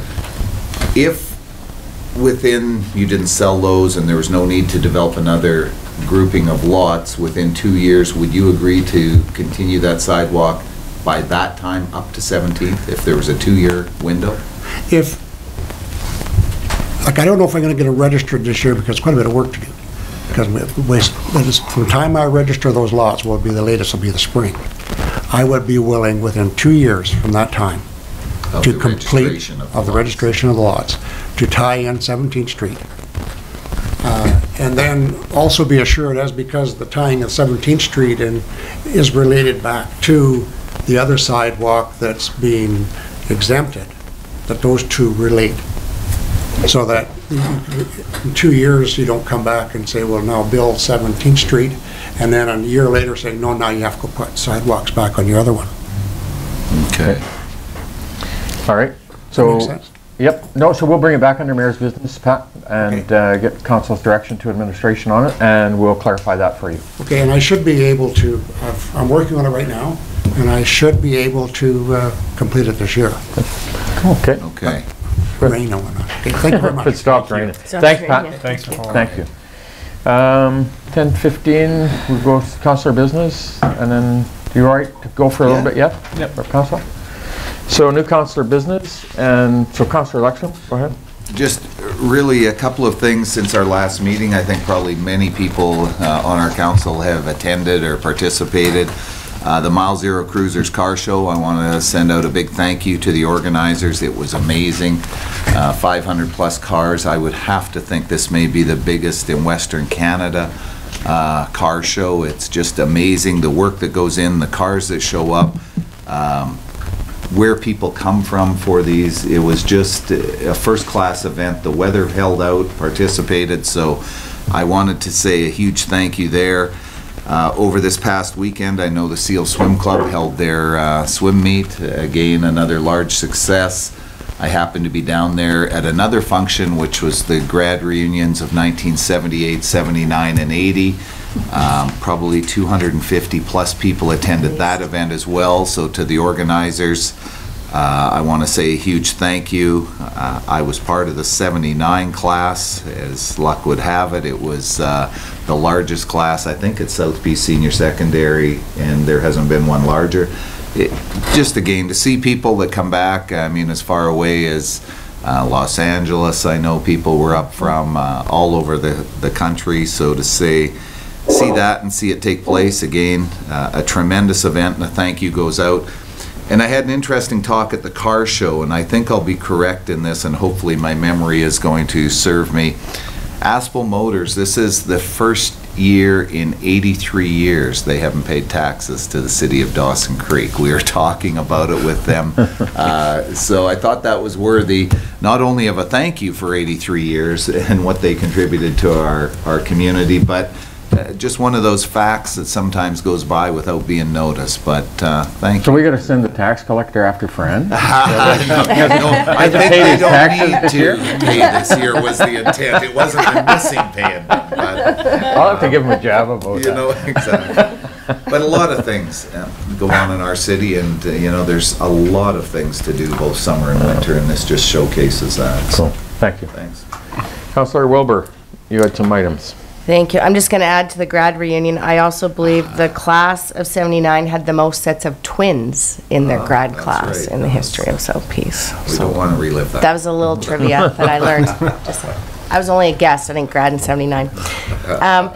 All right, so my first thing was I've heard from 2 people in the community regarding the medevac. So very happy that they were able to be medevaced out here. Where the problem was that they were not well enough to use the BC Northern Health bus to return. So thinking that the one gentleman could, I did help make arrangements for his overnight stay for a couple nights in Prince George because there's a stop with the bus. And his doctors didn't feel that that was the best way to go, and so they were trying to medevac him back. It took 10 days, and so on average, based on what we see from our airport on Facebook, there's about 2 medevacs a day landing here, empty, to pick people up. And so 2 people kind of got caught in this disconnect loop of they needed to come back on those planes, but they wouldn't bring them back. So they ended up waiting 10 days in St. Paul's Hospital to return to Dawson Creek. So it's not really our concern. I mean, it's a provincial level type thing, but I'm wondering, Your Worship, if it's not worth having a conversation with our MLA or the minister to say, or Northern Health to say, how can we work on this loop? To have a patient sitting, waiting to come home for 10 days just because they can't get on a plane that's already coming here. So. Well, I know we did extend an invitation to the gentleman from Emergency Health Services to come up and do a presentation because we were concerned, I think, about the aircraft in terms of what they would have, and there was a travel restriction on them at the first quarter of this year. So maybe it'll be worthwhile for us to re-extend that invitation to see if we can get them to come up to give us a presentation from Emergency Medical Services on passenger transportation and the medevac services. Yeah, and I mean, by no means was there a complaint about not having the service. It was more, how come the planes are still going to Dawson Creek, but I can't get on one to get home? No. Councillor Wood, if I could, just go ahead. on that, and over the years I've had the opportunity to deal with that.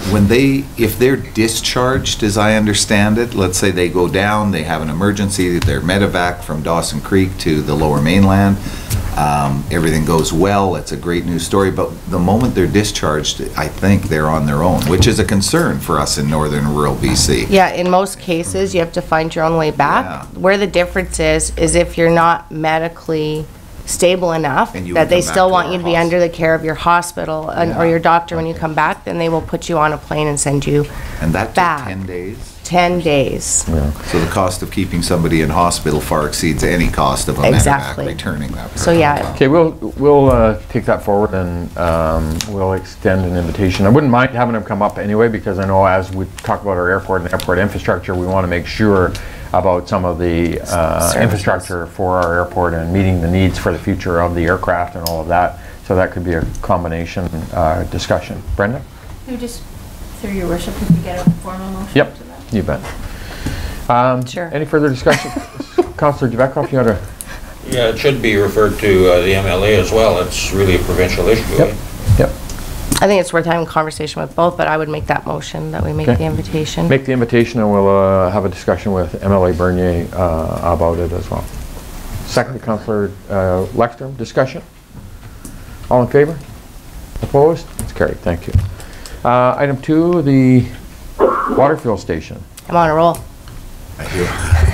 So I've heard from many in the community where our water fill station was at events, so grad, red carpet, car show, and it's not available because we don't have that program right now. And so I did talk to the mayor of Puskupi, and there is a willingness there for them to take over that water fill station. They would have to provide their own truck to haul the water tank, but then work with the city of Dawson Creek, and we could then refer people to them to haul that water fill station out to different events, and they would take care of it rather than it just sitting in our yards and doing nothing or rotting over time. It was brought to the community through sponsorships, and the people that have done that to bring it to us are fine with it moving to Puskupi and working with that community because they don't have the ability to run the water fill station. But one thing, I did talk to staff, and one thing that kind of I wasn't sure about was insurance and all of that. So I hope council would support me in a motion directing staff to begin discussions with the village of Puskupi around taking over our water fill station, and that should they not be able to run the program, that it would then come back to the city of Dawson Creek. So I'm not familiar with the history of how we acquired, how we got this equipment, the sponsorship of that, and how we give the equipment to somebody else to use. And so, Kevin, I don't know if you... Yeah, through your worship. So a lot of this stuff was all sponsorships. List here of various people. Obviously, the city, Lakeview Credit Union, Northern Health, Busy Bee Signs, Society for Community Living, Village of Pooskoopie, and Foster Trailer Sales. Were all individuals that had donated towards the Waterfell station. And so that's how we acquired it and got into the program. Okay. All right. So you're making your motion then? Yep, I'm making the motion for staff to contact and work with the Village of Pooskoopie to work on transitioning that program to be under their care. Thank you. Do you have a seconder? Councillor Javecka, discussion. Councillor Lexman. And that would come back to us with a final here. We've worked on this. The insurance is good. The infrastructure comes back to the city if there is no ability. Excuse me. Okay. And this is the portable water disposal, just the way in case people are watching, you know, they can interpret, is this our dispensers? No. For the rural people, this is the portable one on a trailer that is used for functions. Councillor Earl, you had a question? No. Good. Further discussion? Ready for the question? All in favor? Opposed? That's carried. Thank you. Thank you. And 3.3, you have a letter from Christina Wards. So yeah, this was in my mailbox at home, so I brought it in as a late item for the agenda, and I don't know if we just want to discuss it under mayor's business when we discuss the dog park, or do you want me just to discuss the concerns that are in the letter? Either way, it's gonna come back under mayor's business, so you're can do it now, or you can do it under that, Councillor, whatever works for you. Sure. So okay, no, that's fine. I'm going to assume that Mrs. Wards maybe was not home when they went around and knocked, but you know, she's got valid concerns, and some of them that drew my attention was people actually pulling in and parking on the grass to get access to the park. So they're not parking on the street, they're actually driving up on the grass, that type of stuff, and just seeing increased traffic, and some of the current concerns that they addressed around, you know, the students at the school, and the hours of operation, that type of stuff, and a few, you know, more dogs in the area she feels would raise, you know, some red flags of liability. So I think they already have issues with dogs running around and stuff there. So I think they're valid concerns, and, you know, we'll take them into consideration when we discuss it later. But I do believe that the presentation under delegations address some of these concerns as well that have been mentioned. So I've presented it. I thank Ms. Wards for, you know, realizing she'd missed cutoff and wasn't home when they were doing the walkabout, so she brought her concerns forward, so I was happy to do that for her. Good, thank you. Thank you. Any other councillor business? Councillor Earl? Thank you, Your Worship. Just a few things. I had the great pleasure to attend the 5th annual Dawson Creek Music Fest. Last week, God, the weekends just bleed into one another. Earlier in the month, I think the weekend of July 5th. So it was a couple weeks ago now, but it's an event I've been involved with basically since its inception, both playing in a band, emceeing. This year I emceed and volunteered on Saturday. It was a phenomenal time, and the Dare to Dream folks are really starting to get their legs up under them with their society and getting a board together and looking to grow the event every year. So great, I think, compliment to the car show as well. They kind of capitalize and add value to each other's event without, you know, competing for time or attention. So it was a great time there.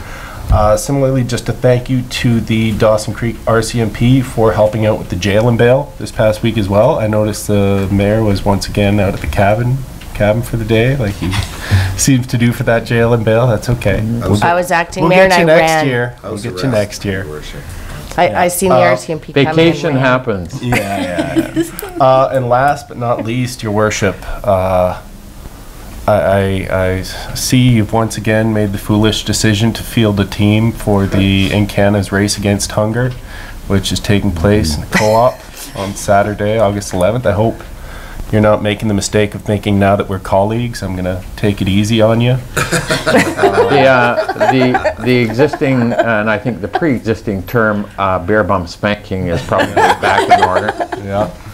Yeah, all right, well, we'll get into it, but I'm just giving you a forewarning. I'm feeling a little unsettled sitting between you two. And that's it for me. Other than that, Thank you. yeah, thank you. Thank you. Any other new councillor business? Go ahead, Councillor Parslow. I've been sitting here listening to the delegation, the audience, that's it. Quite explain, I think people who are walking by and they're looking at the river, Harry and Common, but it's really a little nerving for me. But anyways, I just thought I'd like to say to Kevin, he could speak louder, that would help me. I can hear councillors very clearly, but I'm having problems with listening to Kevin. Thank you. Thank you. We'll make sure to have him speak up. Yeah. We do have one item that I'm going to bring up now under new council business, and it's a report 19129 regarding a water main condition assessment report that will be a late item, and I'll bring it up under mayor's business. We'll pass out a hard copy of that for council to deal with, but Brenda? Yeah, through your worship, we will need a motion from council just approving that to be brought to mayor's. Under mayor's business, yes. And so because it missed the cutoff, but it's got an RFP in it, we need to deal with it today as a result of the July meeting, so we'll need a motion to bring it up under mayor's business. Councillor Wilbur, Councillor Kemp. All in favor? Opposed? Carried. Thank you. Anything further under new councillor business? So we'll take a 6-minute recess and You cheek them off, I get break. one less minute. Thank you. Through councillor business, on to minutes. 4.1, we have a minutes of our special meeting of council of June 20th for adoption. Move Councillor Wilbur, second Councillor Earl. Any errors or omissions? All in favor? Opposed? Carried. Thank you. And the minutes of our public hearing of June 24th for adoption. Councillor Earl, Councillor Lexstrom. Any errors or omissions for anybody? All in favor? Opposed? It's carried. Thank you. And minutes of our annual regular meeting of council for adoption. Move Councillor Kemp, second Councillor Wilbur. Any errors or omissions? All in favor? Opposed? Carried. Thank you. Any business arising out of any of the minutes?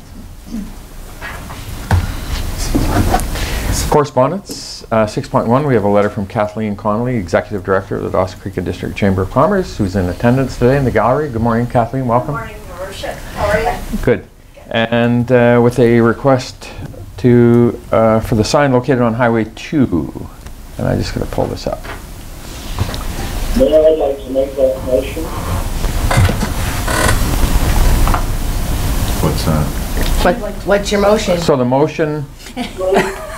requesting Request contained in the last paragraph of the letter from the Chamber of Commerce dated June 7, 2019. Okay.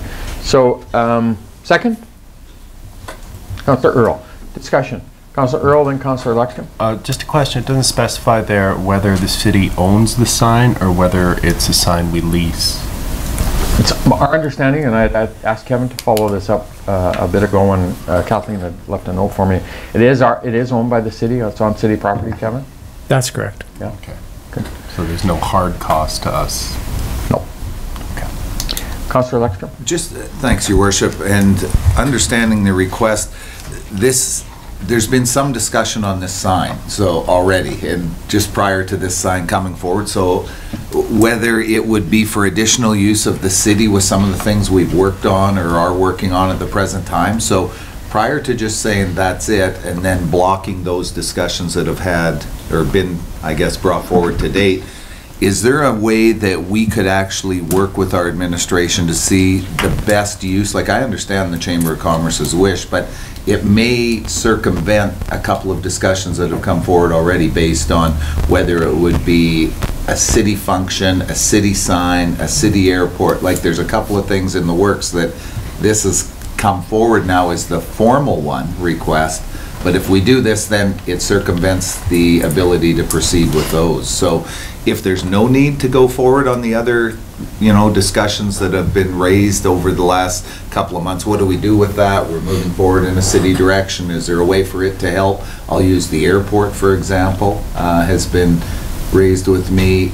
Maybe there's a way to do this together, focus on the same things, but I'd like to do that versus just say, yeah, there you go, it's your sign, to the chamber, where we may be able to do something together, even the benefits. We all focus on the same benefit of the city, so with maybe a little leeway from our mover and seconder that, our administration, I guess conclude a couple of the things we've thought about for this sign, and maybe there's an option to do it in cooperation with the chamber.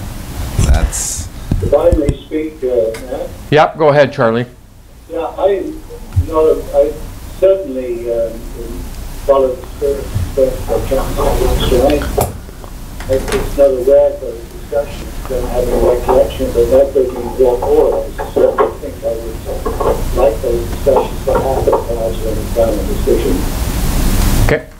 So Councillor Parslow, just, I don't know if everybody could hear him, but just to, he was okay with us pursuing that to see if there's other partnerships before and in partnership with this. Okay. Councillor Earl, or Councillor Wilbur, sorry. Thank you. I think one thing that, so Councillor Lekstrom has mentioned the airport, and so coming from a history of signage and marketing, this sign is directed towards traffic coming into the community. So there's no benefit to anything being on that sign that's actually in the other direction. So also putting on my Love Dawson Creek hat, I think it's a great opportunity, initiative that the Chamber's taking on to promote local business. And I think it says a lot to people coming into our community, whether they be from the local region or from outside of the region, what we have available. Many times people don't even realize what we have. And so I have no problem with the Chamber utilizing this. I think that there are other opportunities for marketing and advertising, whether it be the airport or other entities. But this sign specifically is in that place for a reason, and it was to promote the community and at one time community and chamber. So from my perspective and looking at how you market to people entering your community, I think it's a great opportunity for the city to work with the chamber and advertise what we have locally and get people to spend some dollars here. So I'm fine with what the chamber's asking, and I think kudos on them and what a great initiative to promote our local businesses. And I also think it says something to our local businesses on our behalf. Thank you. Further discussion? Just to be clear, the airport, it's a discussion, it's never been brought to council. No. These are ones that people have said, oh, we should do something here or there. The airport was only one of a number, but I think there's opportunity to find collaboration here with the chamber does a good job for us, and if that's the one. But just to negate and forget about the others that we've kind of I just want to make sure they're addressed before we move forward with any. Can I follow up? We have a wonderful sign at the County Event Center, a beautiful electronic one. So there's lots of opportunity for the city to work within that aspect, and they also have the hand reader board or whatever that's still there as well. So this is not, as far as signs go, this is not a very large one. And I think the opportunity is there at the County Event Center on that beautiful new signage there that can be utilized by the city with our partners there. So I say let the chamber use it. It's a great initiative. Thank you. Councillor Giacca? I was just wondering, or I guess comment, like this is one sign location. I mean, if we have other requirements, we can, locate other signs in other areas for specific purposes. So to me, if this one is there to kind of promote businesses in town and that type of thing, then, that's a specific purpose. And to try and include some other, I mean, we could put our airport on there as well as one of the local businesses, but it seems to me that, this one for that purpose makes sense, and if we've got other requirements, and I agree, I haven't heard of any other, but, if there are other, we could select other locations and develop signs for those. I'm good with, I mean, the chamber promotes what we're after as well as a council. That's the health of a community, the businesses in it, it's, but. Good. Okay. Okay, further discussion? Ready for the question? All in favor? Opposed? Carried. Thank you. After all of that, it was that easy. Sometimes you gotta go there. 6.2, we have a letter from Betty Foster, a resident of the city, in regards to a concern over the age of senior benefits as a result of, it looks like, emulating from the swimming. Councillor Wilbur. I would move that we receive for information. Thank you. Second. Councillor Javetkov. All in favor? Opposed? Carried. Thank you. 6.3, we have a letter from Connie Patterson, President of the Dawson Creek Exhibition Association, with a request for this year's upcoming event. Kevin, do you want to speak to this a bit before we... Thank you. Sure.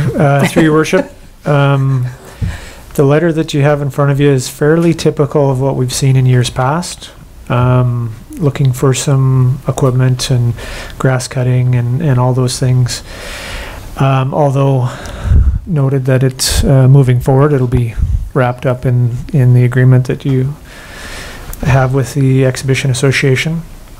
The one thing is that they are looking for equipment as early as this week to do some work prepping for the exhibition. Although we've been told that they will not need at least manpower during the event. So. Yeah. Good, thank you. Councillor Lexstrom and Councillor Wilbur, and then Councillor Earl. Your Worship, and as I think this has been a pretty standard approach for many, many years, you know, we put a lot of effort and help into that, event, which is very nice. It helps. But as I understand it, we've entered a lease agreement now. We've signed it. This is just the last transition year where this would come from the city, and then henceforth after this year, the Exhibition Association would deliver all of this through the grant that we give them directly. Is that correct? Yeah, through your worship, that is correct. Okay. The city would not be, not to say that they couldn't ask, but the understanding is that that fee for service that you're giving would cover all these asks that you see in front of you today. Okay, thank you. Councillor Wilbur, then Councillor Earl. Well, I would like to move that we grant their request, but I would also like to have in there that staff stipulates to them that this will be the last year that we're doing this based on the agreement we've come to. I think that's important. So I would like to make that motion. Okay. Second? Councillor Parslow. Councillor Earl, you had a...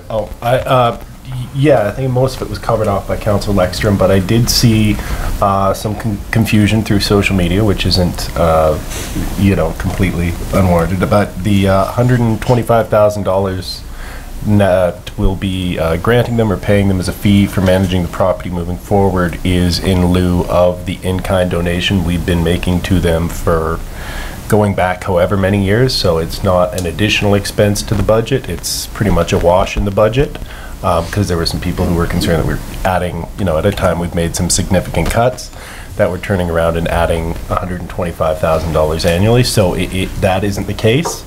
If things go according to plan, according to the agreement, it should have very little net effect on the budget either way, and it'll just be, instead of an in-kind donation in the form of man-hours and equipment, moving forward it'll just be paying them to maintain it. So just wanted to reiterate that for those in the public who've expressed concern. Thank you. Councillor Javetkov? So just to clarify it, we budgeted for this year's budget to do this work. Now, we've also approved a grant in the new lease agreement. They don't overlap, I assume. The grant that we approved will apply to 2020, not to 2019. It's not. This as well as the grant? Correct. Not double dipping? Mm-hmm. No. Kevin? Yeah, through your worship, that is what I understand. Is this year is status quo as we've done in the past. Next year you'll have the agreement. That will be the year that the grant starts, and that's when the change will happen. Thank you. Further discussion? There are, and I can see honestly, when I read through the list, the city barricades where we have the barricades and we're going to barricade off certain areas. I can see that as a future donation that the city could consider at that time, because that barricades is something, it's a one-time use, but we use them on a regular basis for different events, the show and shine and the swim meets and things like that. So I can see that as being something, but the actual annual expenditure of $125,000 that now we have under the lease agreement will carry forward and begin in 2020 for the execution of the event, as well as operating and maintaining that infrastructure, that facility on an annual basis, including all the utilities and all the upkeep and all of that. I think, anyway. Further discussion? Ready for the question? All in favor? Opposed? It's carried. Thank you. 6.4, we have a letter from Marcia Stewart, Executive Director from the Dawson Creek Art Gallery, regarding a request for a letter of support for an NDIT Community Halls grant. Councillor Lecter. Your Worship, at this time I would move that the City of Dawson Creek supports the Dawson Creek Art Gallery's application to the Northern Development Initiative Trust for a grant of up to $50,000 to use towards the Dawson Creek Art Gallery capital improvement and upgrades projects. Thank you. Seconded, Councillor Parslow. Discussion? All in favor? Opposed? It's carried. Thank you. And 6.5, we also have a letter from Marcia regarding a request for a letter of support for community gaming grant. Councillor Earl. Thank you, Worship. I move that the City of Dawson Creek Council supports the Dawson Creek Art Gallery's application to the BC Community Gaming Capital Projects Grant Program for a grant of up to $250,000 to use towards the Dawson Creek Art Gallery capital improvements and upgrades project. Thank you. Second, Councillor Kemp. Discussion? Ready for the question? All in favor? Opposed? Carried. Thank you. 6.6, we have an email from Dina Pridham, Dyra Pridham, sorry, Senior Executive Assistant for Mayor Hall from the City of Prince George, regarding a request for a council letter of support for the forestry dependent communities. And before we get into this, maybe I'll ask Councillor Lekstrom to speak to it, because he participated in a conference call a few weeks ago that's generated this. So thank you, Your Worship. On this call, it became very evident that there is a great deal of concern out there with what we see our forest sector going through, the impact on our land base, whether it have been the pine beetle, the spruce bug, the allowable cut is being impacted. You're hearing without question, I would say, the number of announcements on curtailments and outright shutdowns in the forest industry is a concern, whether you're a forest-dependent community or not. It impacts all of us as a province. I thought this came together very quickly. Mayor Hall from Prince George seemed to spearhead it. It was a great discussion. Kofi was on it, a vast array of others and elected officials. They have put this together as a draft. I did respond earlier, and I would speak to the fact I do think there's a couple things I would recommend to this draft that we include. We've just gone through, and it continues right now, the caribou discussion. I think it has to be recognized that there are some other impacts to our forest industry that should be included in this draft, and I would recommend and have sent a note back saying we should include that. The other one that's coming forward, obviously, is the issue of grizzly bears and the discussion that wants to be had on that, and the corridors that may or may not be implemented. All of this has an impact on our resource land base. I think we do an incredible job at extracting the resources in this province. We have gotten better every year at how we deliver and how we extract those resources. I think we're leaders in the world. At some point, based on what I see, there has to be the balance brought forward, whether it be the grizzly bear, whether it be the caribou, whether it be the resource worker and their families and our communities, has to be brought into this equation, because at some point, probably, I guess, the most healthy land base would be if absolutely nothing ever occurred on it, and I don't agree with that. So it was a great discussion, I thought, led very well by Mayor Lynn Hall. The input from everybody was welcomed, but if I could recommend anything under this draft review, Your Worship, would be that we put forward, as I have, the discussion and the concern I raised over the impact on our land base based on species at risk, it could be one, I mean, alone. So. We provided that input back to them, and so at this point we want to ensure that we bring it forward to council and get council support to endorse the letter on behalf of the City of Dawson Creek as the mayor. All right, thank you. So I need a motion. Councillor Wilbur, second Councillor Earl. Discussion? Councillor Wilbur? I just have one question, Mayor. Maybe Councillor Leckstrom will know. Will this, the list that they have here, will this, the most recent closures or announcements, would they be added to this list? I would think it would. We could check with Mayor Hall out of Prince George, who really is leading this, but I would think, because there has been announcements since then. There's been more announcements since. Yeah, I just want to make sure if, you know, I agree totally in doing it, but I would also like to make sure we're supporting those local northern communities that have been hit again. Yeah, we've added that. We've added some of that content in regards to the species at risk, and I'm assuming that, and I'll clarify that with Dyra in terms of the update on the others, but I'm sure they'll be included in it. Perfect, thank you. Right. Further discussion? All in favor? Opposed? Carried. Thank you. And thanks for doing that. I was tied up. I participated in the first call and thought it would be worthwhile for Blair to be involved in the second with the history of the caribou. 6.7, we have a letter from Alicia Sorkin, a Dawson Creek rugby player, regarding a request for a travel grant.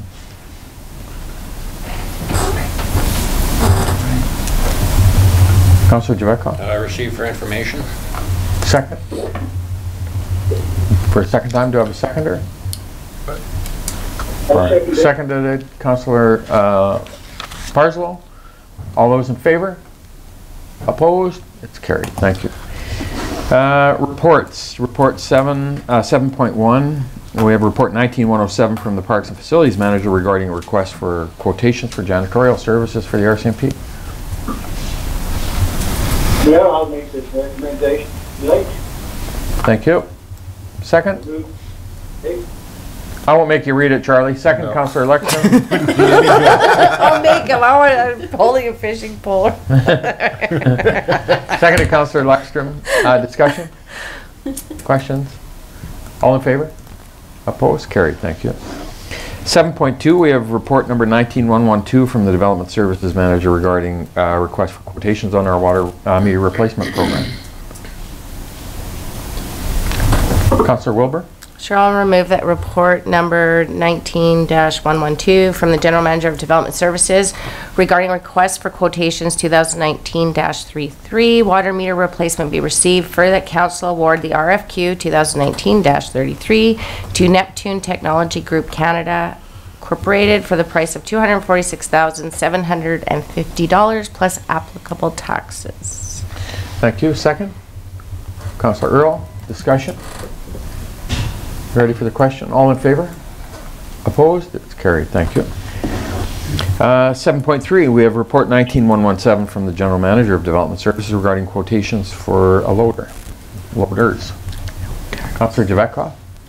I move that report number 19-117 from the General Manager of Development Services request for quotations 2019-22 for 2 4-wheel drive loaders be received. Further, that Council award RFQ 2019-22 for 2 4-wheel drive loaders to Brent Tractor Limited, including 1 hydraulic angle blade and including trade-in of existing loader for a total of $432,900 plus applicable taxes. Thank you. Second? Councillor Wilbur. Discussion? Councillor Leckstrom. Thanks, Your Worship. And through to administration, we only received 1 response on this, which I find interesting. I mean, there's other people. Did we reach out to anybody other than just the RFP? Did we pick up the phone and make any calls to see if there's any better options out there? Just a single response always worries me on that. So through Your Worship, we go out on BC Bid. All these dealers, I shouldn't say all, but most that we work with are all registered, so they get notified that the minute that it gets posted on our website goes out. I don't know whether we specifically reached out and called, I'll say CAT or any other competitors. But I'm seeing this as a bit of a trend, to be honest with you, where we're not getting bids on, sometimes a pickup. Recently this year, we didn't get any bids on a pickup. Just recently, we had a mower, didn't get any bids. So I'm not, and I know staff were talking to dealers in those particular items, so I'm not sure what's going on. I guess, is business so good for these people they don't have to respond? I'm not sure. It concerns me. I mean, that's something, but thank you for that explanation. Councillor Earl and Councillor Javetkov. Thank you, Worship. So just three to give. So if I'm not mistaken, our policy, if we don't receive a bid, is you guys can then take it out and shop around for the best deal you can find. So in a case where we receive one bid, I mean, is that not putting us potentially, wouldn't the if you're only receiving one bid to take it out and shop around a little bit, because So through your worship, I mean, in this particular case, it's well within what we had budgeted, what we'd anticipated, so we believe the prices were good. If they weren't, if it would have come in over budget, or if there had been something that we felt was not quite right, we may have, you know, obviously recommended something different, but we're comfortable with the pricing, obviously comfortable with the product, so, and it's within budget. Councillor Javetkov? Just a comment that I've heard from suppliers is sometimes the criteria that's put into the tender package limits certain companies from bidding, because it's something that's quite specialized. So I think it would be appropriate for staff, if we only get one bid like this, to go back to some of the other suppliers and say, why didn't you bid? It's the same thing with a vehicle or whatever. If the tender package goes out with some limits, it sometimes affects the people that are able to bid or could provide that piece of equipment. Thank you. Kevin, I know the aspect last winter, and we leased graders for a period of time, and we had looked last year at some of the equipment, leasing equipment rather than outright purchasing it. Is that a consideration for some of this major equipment, or is that a bit of work that you guys have undertaken at this point to do that consideration? So through your worship, it's definitely something that we're looking at doing again. With the grader specifically, you know, come this winter. We find that if we lease a piece of equipment for a couple of months for those peak seasons, it really benefits us, and we saw, you know, some significant savings by doing that over hiring contracted equipment as much. And so with these loaders, this will give us 3 loaders, all with blades, and what we found over the last number of years, that these have turned into such a key piece of equipment during our snow removal that it really saves a lot of time and effort. They do a great job. So having 3 of them, and also the loaders are used, you know, more so throughout the year than the grader. So that's where we'll see, looking at leasing additional pieces into the future where it fits. Okay, good, thank you. And so to Councillor Javetkov's point about, you know, where we have specific criteria of equipment that we're looking for, but maybe it would be worthwhile for us to bring that back to council and with some consideration to say, employ the expertise of a local contractor, Herb Nodes or somebody like that, to say, look, what do you guys do, and to offer that kind of, the guys that are dealing with that specific business on a regular basis of heavy equipment, and to be able to hire them for a period of time to give us some of their insight into what would be worthwhile for us, beneficial for us to consider in terms of our heavy equipment needs. And then we're using somebody that's independent, not the dealers, just as a thought. Yeah. Councillor Parslow? Yes, go ahead. No, I think I just said your comments. I think it's good ones for future action, but I'm going to support the recommendation as presented. Yeah, thank you. Councillor Lexstrom? I guess just following through on that, I would support the recommendation as presented. These are the ones that have taken the effort to respond, but certainly the follow-up, I think, is going to be key for us as we do this. It's just, this is close to $500,000 in a purchase, and we're getting one response. And, you know, I say it somewhat facetiously, if business is that good, my goodness, it's... Good discussion, thank you. Are you ready for the question, Council? All in favor? Opposed? That's carried. Thank you. 7.4, we have report 19-121 from the General Manager regarding expressions of interest for hired equipment. I'd like to move the recommendation, but I won't read it. Thank you. Do I have a seconder? I'll second it, but I think you should have to Thank you. read it. So I would like to speak to the motion, and I'm good with the operational requirements that administration have put forward, but the one thing I would like to add is, for council to consider, is that we talk about supporting local, and we have local Dawson Creek businesses, and then we have local rural businesses who are also local in that respect, but prioritization, in my view, should go to local businesses, and those are the local taxpayers. Businesses that are our local taxpayers should be the priority one call, and then 1A goes to those that are local but within our rural area. I think there's these businesses that are on here, I consider them to be all the local businesses that we utilize, administration, for all of the different work that we have as our hired contractors. But so I'd like to give that to administration for Kevin to respond, because you guys are the ones that deal with it on a regular basis.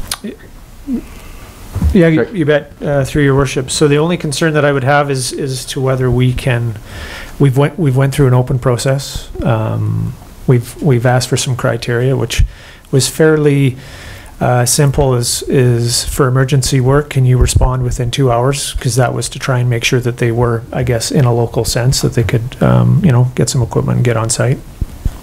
And then we asked if they could do general type of work or utility work, and we asked for references for that. If we did not know the contractor, we wanted to be able to follow up and ensure that they could do that type of work. My only concern would be is whether we can place any further restrictions on that as far as where they're located, whether inside the city or outside the city. So I would honestly have to look into that a little bit further. I completely understand where council is coming from. It's just whether we can, as we've gone through that legal or that open process, if we can further restrict it. But Councillor Javetkov?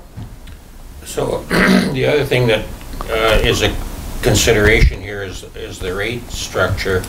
I know the provincial government uses a similar system, but they have specified rates for the different equipment, which is a very complicated process. But I know it's mentioned here somewhere that the trucking for snow removal, we have a specific rate that we pay.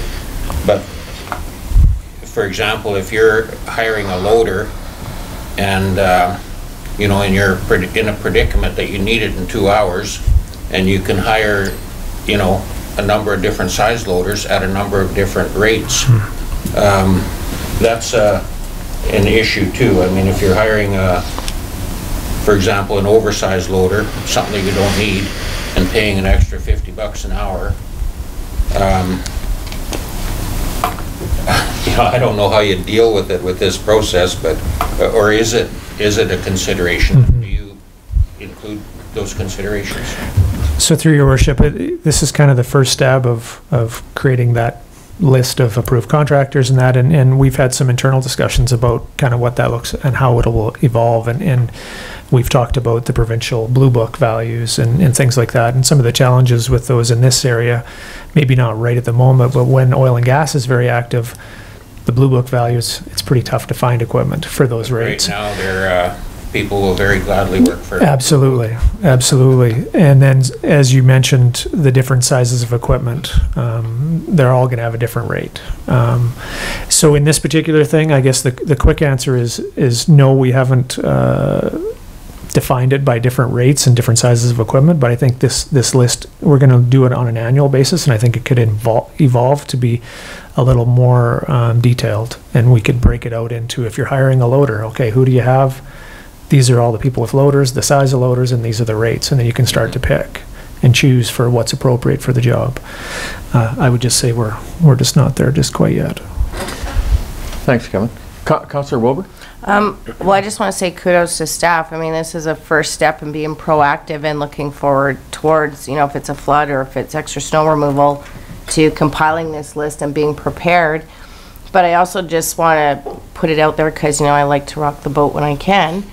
If you have a business license within the city of Dawson Creek, you're considered a local business. So, I mean, if people are bidding and they have a business license, then, they're local and they're hiring local people. So But I just want to say thank you to staff for being proactive, and there's always room for improvement. So some of the things that Kevin has mentioned obviously can be looked at in the future, but I think this is a great move, knowing who to call, when to call, and what they have. So kudos to staff for putting this together. And certainly my comment is my preference is the guys that are paying taxes to the city of Dawson Creek. They own a shop in Dawson Creek. They own a business in Dawson Creek. They should be the priority, in my view. Anyway, I'll speak to that, Your Worship, if I could. What you're asking for is if there's a prioritization on this list, that you would look to the local businesses to receive first call, second call, third call, if I'm understanding that right. I don't think that violates anything based on this bid. I mean, it's going to be, we're going to ask administration as you do that. I'm sure you've heard the discussion here today. Put the call list in a set order. I'm thinking all of these people have done tremendous work for us over the years. You hope you never have to use them all at the same time, or we'll be in a heap of trouble, I'm sure, because it won't be a good news story. But I understand what you're saying. I don't think you're asking to enshrine. And the reason I say that, and I go back to about 1996, I had the opportunity to sit in your chair, Your Worship, and thought I had the most wonderful idea when I held a public meeting in Dawson Creek, called all the businesses together and said, you know, if you're a local business in Dawson Creek and you bid on a job and you're within 5 or 10%, we're going to give it to you because that's the way it should go. And even the local businesses said, Blair, geez, good idea, but don't do it. We don't make our living just in the city of Dawson Creek. So if everybody does that, it creates a challenge. So how we go about it, you learn a lot as you think your ideas are very good, and on occasion they're not that good. So we have a motion, further discussion? You ready for the question? All in favor? Opposed? Carried. Thank you. 7.5, we have report 19-122 from the General Manager of Development Services regarding an RFP for railway grade crossing assessment. Councillor Lexman. Your Worship, I would move the recommendation contained in the report. Thank you. Second. Councillor Earl, discussion. Kevin? You want to give any update on? Just through Your Worship, so good news. We got a lot of interest. We got good pricing. The one that we're recommending, which is Watt Consulting, is put together a very good proposal. Pleased with it. They were formerly Boulevard Transportation, who did our master transportation plan, so they know Dawson Creek. And like I said, the price was very good. As far as what they're planning on submitting, if they're successful, we'll have a report for each crossing, one that looks at what the requirements are to meet the new transport regulations that are coming in 2021, as well as an additional component that looks at whistle cessation for each crossing. And then Class D estimates that'll give numbers. Assumably, then we would be able to look at those this fall, and we will need to look at any requirements that may need to be put into the capital plan for next year. Thanks, Kevin. Councillor Lexman. Just a quick question, Your Worship. I also have an additional motion I'd like to move following this based on CN. Would I do it after we vote on this? Yep. Okay, thank you. Further discussion on the motion? Ready for the question? All in favor? Opposed? That's carried. Thank you. Go ahead. Your Worship, I would also like to move a motion that we invite either the regional director, and I'm not sure who it will be from CN, to talk to us about scheduling, for example. You know, and the reason I began this whistle cessation, and I'm going to stick on it. It just makes no sense that you're dragging 3 cars and blowing your horn at 4 o'clock in the morning, at 1:30 in the morning.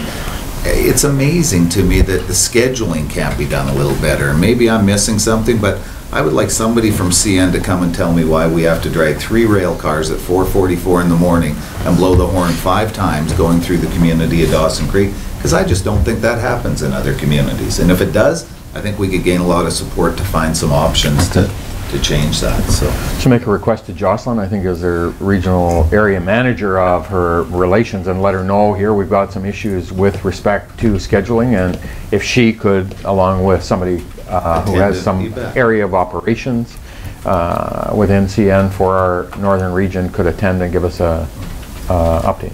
That is the motion I would move, Your Worship, if I had a seconder. Seconded, Councillor Wilbur. Go ahead, Councillor Parslow. Shouldn't Councillor Lexstrom be given a notice of this motion that was interested in mayor's business? Brenda?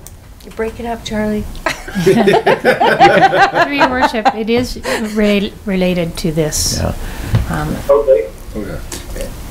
Thank you. I'll vote for it. Thank you. Go ahead. Your worship, I'm a large supporter. I mean, trains moving in your community means things are happening. So I don't want anybody to misinterpret that this is, I don't want trains moving. I do. I think it's reasonable to have trains move. What I don't think is reasonable is hearing the horn 3 or 4 times between 1 a.m. and 5 a.m. moving 3 or 4 cars around your community. So that's the part I think we can find a solution to, and I would be hopeful Sienna would be open to that. I agree, and I got no issue whatsoever. I know Jocelyn's been very engaging at any of the events we go to, and I'm sure that there'd be, I'd be surprised if they weren't willing to come and give council an update. Further discussion? All in favor? Opposed? Carried. Thank you. 7.6, we have a report from our finance manager regarding a request for proposals for banking services. Councillor Wilbur? I will remove that report number 19-125 from the Finance Service Manager regarding the request for proposals 2019-31 bank service contract be received for that Scotiabank be awarded the contract for banking services for a 5-year term with the starting date to commence upon signing. Thank you. Second? Seconded. Councillor Kemp? Discussion? Councillor Lexstrom? Just jumping in on everything here, Your Worship. I mean, going through this report, and Flavia, thank you, there is significant savings in this response. I mean, in the tune of 31%, in some of the issues 14%. I mean, it is an incredible savings to the taxpayer, and yet at the same time seems like an increase in some of the services we receive. So thanks to the Finance Department, and look forward to this. Good job, thank you. Further questions, further comments? All those in favor? Opposed? It's carried, thank you. And 7.7, we have report 19-126 from the finance manager regarding our consolidated actual to budget variance report. Councillor Earl? Oh, sure. I was just waiting for Flavia. You smile and make eye contact, that means you're moving over there shivering and smiling. All right, I move that report number 19-126 from the financial manager regarding consolidated actual to budget variance report June 30th, 2019 be received for information. Thank you. Second? Councillor Lexstrom, discussion? Flavia, do you have any comments in your report? No? Nothing to add to that. Thank you. Great job. Council, any further questions, comments? Good job. Very nice. All those in favor? Opposed? Carried. Thank you. And we want to do the, we'll do the report from, for the 19-129 under mayor's business. Yes. Yeah. Bylaws, 8.1, we have report 19-123 from the corporate officer regarding animal responsibility bylaw for consideration of first 3 readings. I'd like to know. Thank you. Second? Councillor Wilbur. Councillor Parslow moved the first 3 readings. Councillor Wilbur seconded. Discussion. Councillor Gillespie. Were you waiting for me to get there? I was like, come on, move it faster. I lost track of what was going on. So anyways, I'm going to vote against this motion because it still contains, this bylaw proposal still contains authority for somebody, for I guess a bylaw officer or whatever, to enter in to private land and seize a cat arbitrarily because they think that it was causing problems, or it's considered to be at large. In my opinion, there are situations where cats can be on a property and contained there without having high fences and stuff. I just don't agree with it. You know, entering private land is, to me, it's something that, you know, we need to protect our citizens from. There are reasons, there are times when authorities should be able to enter private land, but even the police can't just go in there and, you know, they have to have warrants and stuff like that, so I just don't agree with it. There are other ways to control cats. You know, like I discussed before, when this issue was presented and when we adopted the bylaw, the whole intention was to use traps and get a complaint and go and trap the cat. If somebody's being bothered, cats are going into their flower garden, you put a trap there and catch the cat, and then you know that's the one that it is doing the problem. But just to make assumptions, I don't agree with it, so I'll be voting against the motion. Thank you. Councillor Lexter? Your Worship, in our original discussions on this bylaw, and going back to a point that Councillor Javakoff has just raised, did we check with our legal team? Because I thought, and I share the concern, the ability to just go on somebody's property and actively confiscate a cat that hasn't left the yard of the owner. Were you aware? I thought we were checking into that, and did we get an answer? It seems like a stretch to me that you can actually do that, unless it's a very vicious cat. Yeah, through your worship, this bylaw did have a very thorough legal review, and that concern wasn't brought up. Thank you. Further discussion? Comments? You ready for the question, Council? All those in favor? I'm in favor. Opposed? It's carried. Thank you. Mayor's business. So the Dawson Creek and District Hospital Redevelopment Capital Project Advisory Committee meeting, and I was intending to attend this, and I wasn't able to, and I don't know if Councillor Wilbur, were you able to? Yes, I was. Okay. Could you give an update on that meeting, if you can, please? Sure. So they are looking for a couple more people to sit on the board. So they were given some suggestions, and I'll reach out to them.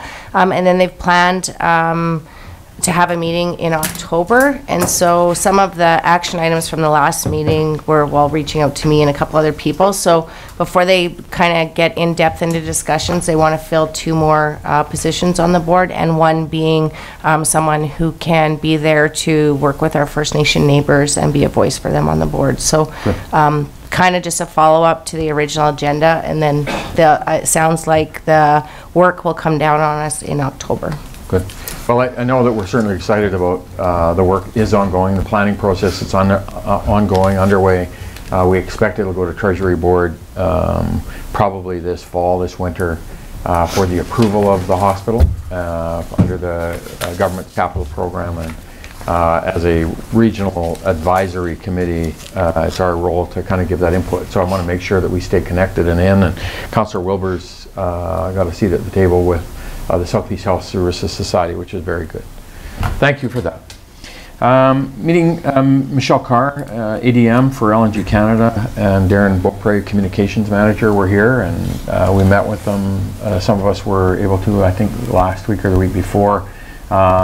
So the Assistant Deputy Minister's role now is to see the effective implementation of Coastal GasLink project, the pipeline project to feed the supply of natural gas from northeastern British Columbia into the LNG Canada facility. And it's really positive in my view to see that the Ministry has appointed an ADM specifically for that purpose, to ensure the effective execution of the Coastal GasLink project as a key project to this. And so we had a great hour and a half, 2 hours, I can't even remember how long, but it was really informative and worthwhile, and happy to have the ADM involved and engaged, and worthwhile. I met with James O'Hanley from the BC Oil and Gas Commission. I keep a pretty regular, every probably quarter I meet with the BC OGC in regards to updates and regards to activities in our region from the OGC and aspects around the development that's going on in our region, impacting our region and our community as it relates to the OGC. And we talk about a number of issues and aspects to their operations, and there wasn't anything specific that I was concerned with at this point, other than just I always like to stay in touch with them and engaged with them. And I know the Farmington group has raised that profile over the last probably 6 months or a year as a result of the hyper intensity of activity that the Farmington residents felt, and so it's been very effective to have that communication and involvement and engagement with them.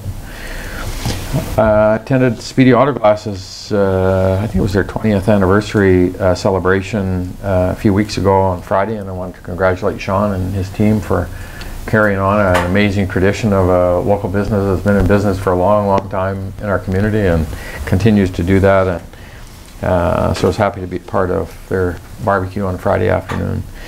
The BC Nurses Union had a regional meeting in Dawson Creek 3 weeks ago, and I went and spent about a half an hour opening their session at the Mercer Hall, Co-op Mercer Hall, and spoke about all of the initiatives in our region as it relates to healthcare recruitment, retention, how important it is, the hospital, the South Peace Health Society, and the work that we're doing in the region as a result of the within the Peace River Regional District, and scholarships and all of that stuff, and how important nurses are to our community, and the new announcement of the RN Baccalaureate program that the University of Northern BC have announced for Northeastern British Columbia, and the LPN program at the college. So just really good to engage with the nurses and nurses from around our region who were here having their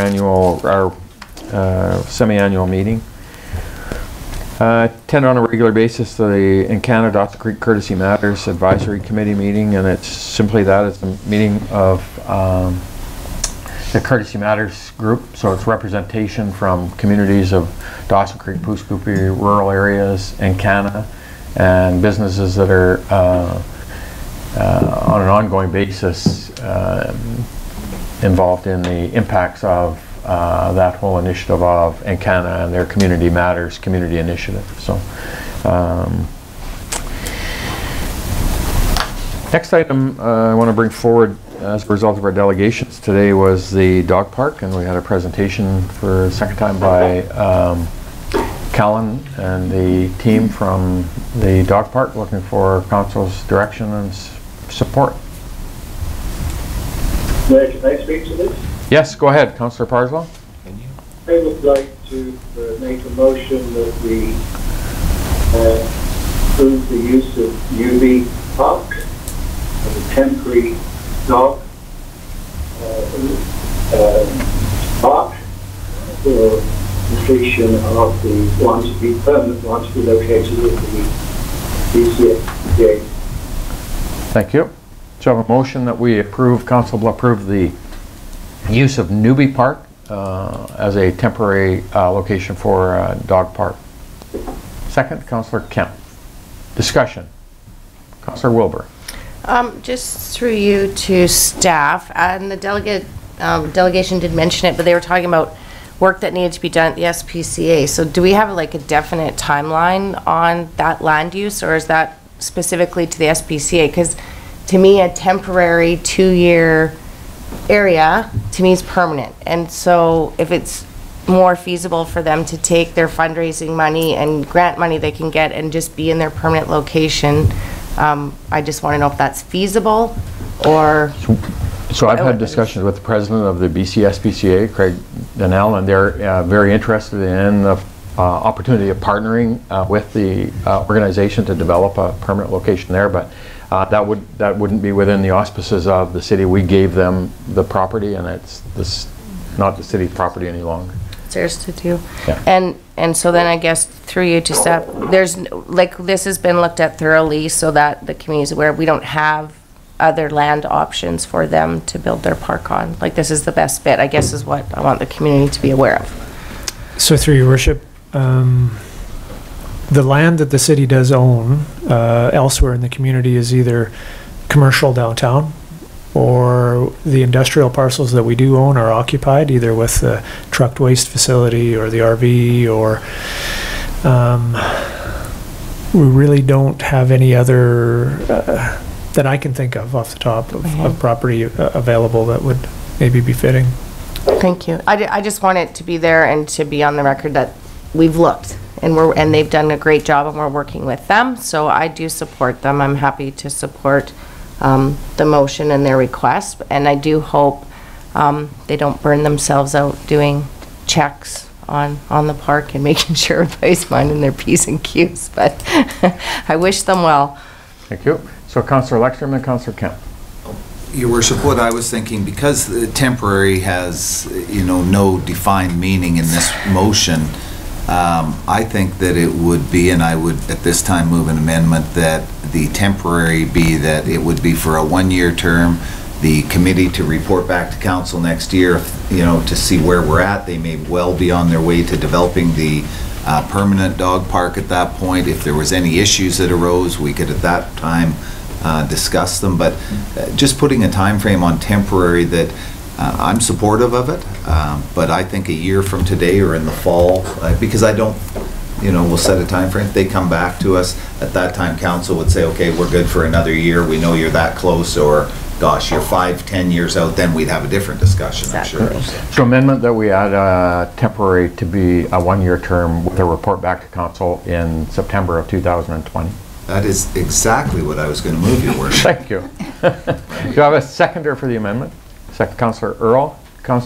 Kevin? Just through your worship, just one quick, I had a note here that they had also asked for a bag dispenser and one of the kindness meters if we did have, I believe we do have an extra. So that's an ask, just it should be wrapped up in the motion as well. Yeah, there was I think they wanted the bag dispensers and they wanted a garbage can or a can to be able to deal with it. So that would be included in the request. Councillor Parslow, are you okay with that being included in your motion? Yes, if I'd like to speak against this amendment. You're breaking up. No, no you're not. You're going to get control of that market. I felt that the word temporary was centered by the word until the completion of the permanent one. The permanent one, we know DCSDA is striving towards to achieve that. And but they're fundraising for just a one-year temporary part. That might negatively impact some of their fundraising. And surely the good relationships we have with FPCA that intended practices sufficient, I'm sure we're not going to relinquish this temporary part until there's going to be a permanent one, because we're addressing a real need. I did feel it was better to, in a very practical way, by the completion of the permanent one. Okay, thank you. So I'm going to go to Councillor Kemp, then Councillor Wilbur, then Councillor Earl. I just wanted to speak on it. Like, I've been working with this group from the start, and they've spent countless hours. They're just looking for a temporary location. Their long-term goal is to get out by the SPCA. So this is just a temporary location that's not going to turn into something permanent. They're just waiting, and they've been working with Wendy at the SPCA to get to that location. That's where they want to go. This is just going to be something temporary. And if it has to be, re-look at it in 1 year and see how it's going, I'm sure the group would be eager to present again in 1 year and say, this is how it's going, this is kind of what we've been doing. I spend a lot of time on foot in this community running, and I've been chased by countless dogs. Big or small or big, it doesn't matter. And I think this is a good thing for our community where they can take their dog, socialize their dog, and keep it kind of contained. They've worked, there's been, people with their concerns about off leash and stuff, and running through ICPCs throughout our community, and they're eager to clean that up in that area, look after it, and take ownership of that. And like Kevin had said, they're just looking for maybe a kindness meter and some poop bags, and they're willing to take on that full responsibility of that, not at a cost to the city. And they're very eager with lots of support. Good, thank you.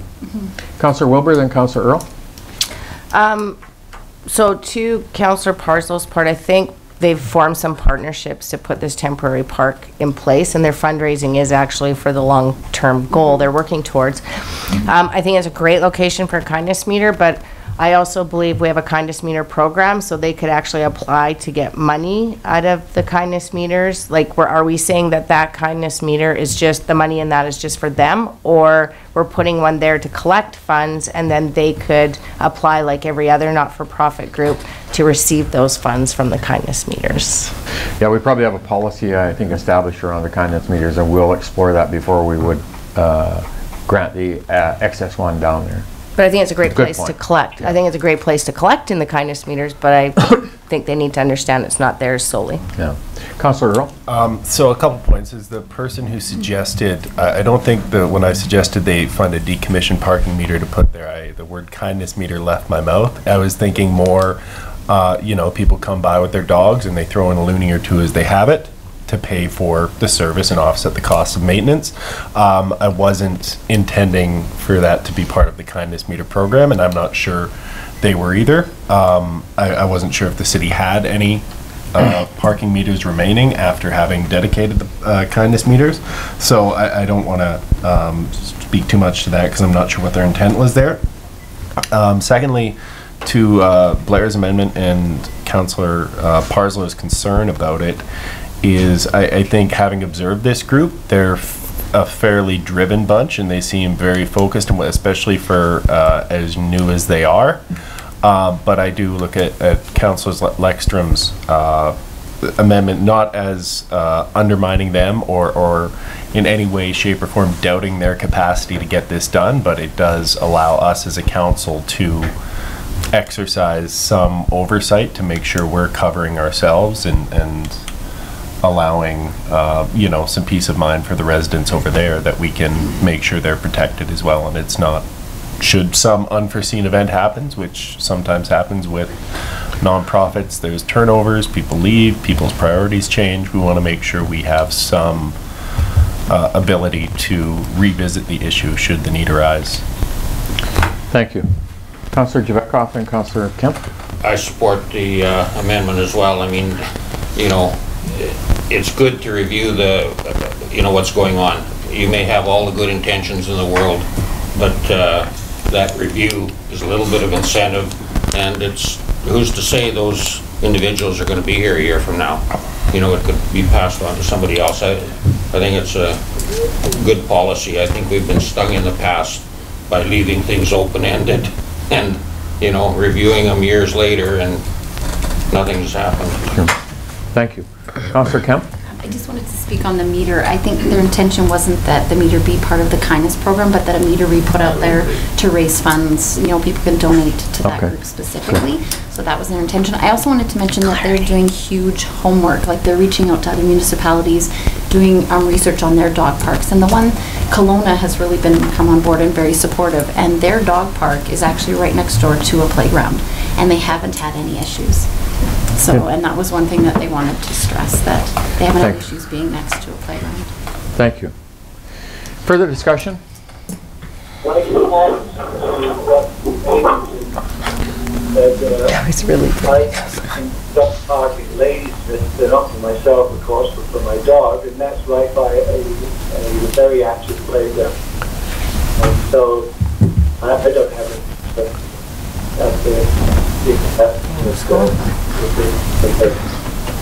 Thank you, Charlie. Right on, Champ. Thank you. Further discussion?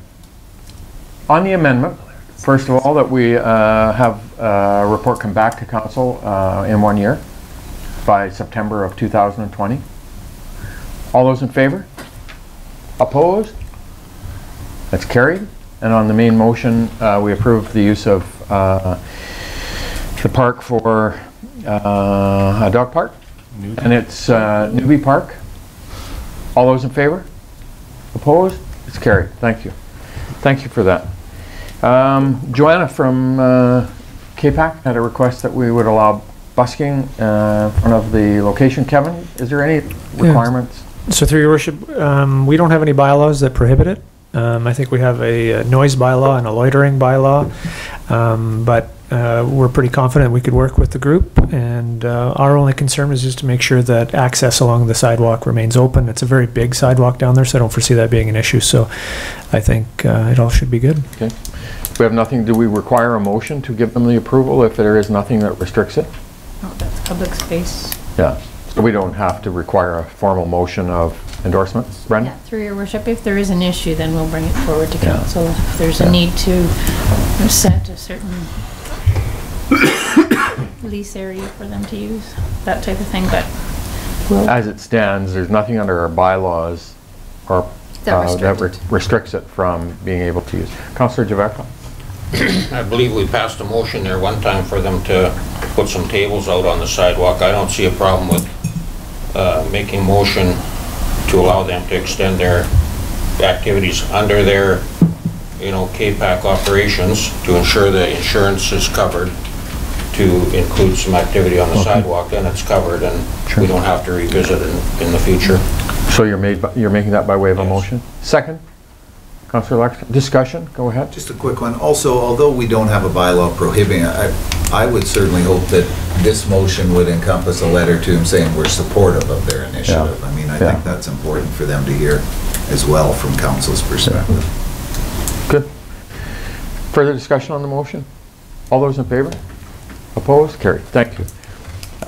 We had a request from the Lakeview Credit Union in order to do some work in respect to... Stepping away again, Your Worship. Sorry? Stepping away again. Thank you. So this has a number of components to it that are of, I think, concern for us. And Kevin, so maybe do you want to speak to it? Sure. First? So, through your worship, we obviously there's some issues with the retaining wall, and it is moving. I think we've looked at it, it is moving, so there is some risk there. So the property owner does need to deal with it, absolutely. The question is whether they're going to deal with it, and that's where we come in. And so we've sent the second letter out to the property owner last week. We haven't heard back. It came from our legal counsel as a demand letter. Try and get their attention. If they fail to do anything about it, then ultimately we're going to have to make a decision. Council, what would happen, I would see, is staff would come back with a report as part of a remedial action. Correct me if I'm wrong. And get council's endorsement to move forward on cleanup. At that point, we'd bring some options on what that could look like as far as what those cleanup options could be, from doing the minimum to doing more than the minimum, and maybe with some ideas around what those costs are. My worry is once we get to that point, then we need to look at the reality that there's a really good chance that we're going to be left with those properties. Once we start doing the work and start imposing those costs, history tells us, based on what we've seen in the downtown, is once we do that, we end up with the property. So one question I have is, it seems the laneway, it seems like it's part of the property for the Lakeview Credit Union, and it's all, I think anybody who traveled there would assume that was part of the Lakeview Credit Union's access off of the back of their building, and probably when it was built, it was one of the considerations that maybe should have been done, but it wasn't. But could we look at that as well as an option to dispose of that laneway to the Lakeview Credit Union? My concern is risk to the city, yes, and our residents who may, and us getting embroiled in a legal battle, and there's going to be some bad outcomes to that because you've got a contaminated site, and anytime you have that, there's nothing good comes from that. So through your worship, yes, we can definitely look. I think the only thing is we might require some right-of-ways for some utilities in there, but that's not unreasonable or uncommon, I do believe. So we can look at that and go from there. Good. Councillor Lexstrom? just following through on that, Your Worship, if we could check into a couple of things, I raised them earlier. It's my understanding, first of all, we should see if you can sell a contaminated site. I didn't think you could. I thought the liability stayed with the seller until it was cleaned. Now maybe that's changed, and maybe a brown site like that, or brownfield, it's changed. The other one would be, before we take anything back, I would like us to pursue under the community charter the thought that if the owner holds assets, we can go after their assets before we take their property back to recover our costs. So I'd also like that to be in here, because that is a huge issue for us. You know, this is the last thing we want to be holding, is a site that is going to have a significant cost to the taxpayer, if we can avoid that. And I have no idea how we'll remediate that wall without impacting the soil. And once that happens, as you've indicated, the soil has to stay on site, can't be removed. And that's a prime piece of our property, of our community, the most highly visible lot that we have in our city is the corner of 8th Street and Alaska Avenue, and a pile of dirt is going to be covered up with a tarp and the concrete. Councillor Wilbur? Or I was going to say, or the huge expensive cost of removing it to a facility that can take it, which is going to be a huge bill, right? So direction to administration is we're going to ask for administration to bring us a report back in terms of the legal options, remediation, as Blair indicated, the access to other assets. Can we sell it? And can we dispose of the laneway? Anything further council would like to have in that? Well, I had thought here. I had gone topic to selling the laneway to the credit union, but I think it's important to know, would that actually help them secure the wall if they could use that laneway in some remedial way? And for that you need an engineer report, but that should be borne at their cost, I think. Well, it might, if they have access to the laneway, exactly that, it might give them other options in terms of securing their property and minimizing the risk of the wall falling into it. Maybe they build a subsequent wall or whatever, but I just think that's an option for us, because we don't want to assume the liability, I don't think. No, exactly. Sorry, Councillor Javetkov, you had a comment? Yeah, just, you know, we've got a number of properties like that around town, and there doesn't seem to be a problem with just leaving them sit. So obviously that one was used, it was leased by the credit union for a parking lot, and it was used for a number of years. The only thing that's happened recently is that this wall is collapsing. So if that wall was repaired and the property could be used as a parking lot forever, that seems like an option. You know, I mean, with the credit union being there and they require the parking, it's a benefit to the city for them to have the parking.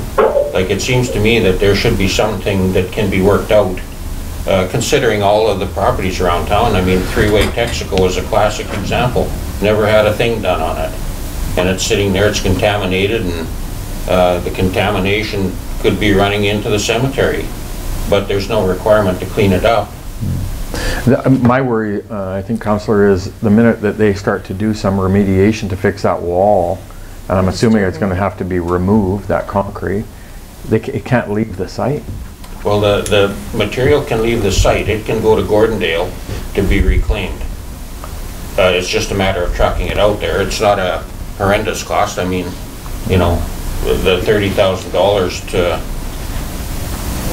to do the repairs, the estimate, you know, it might add another $5,000 or something, but it's not like you're excavating the whole property.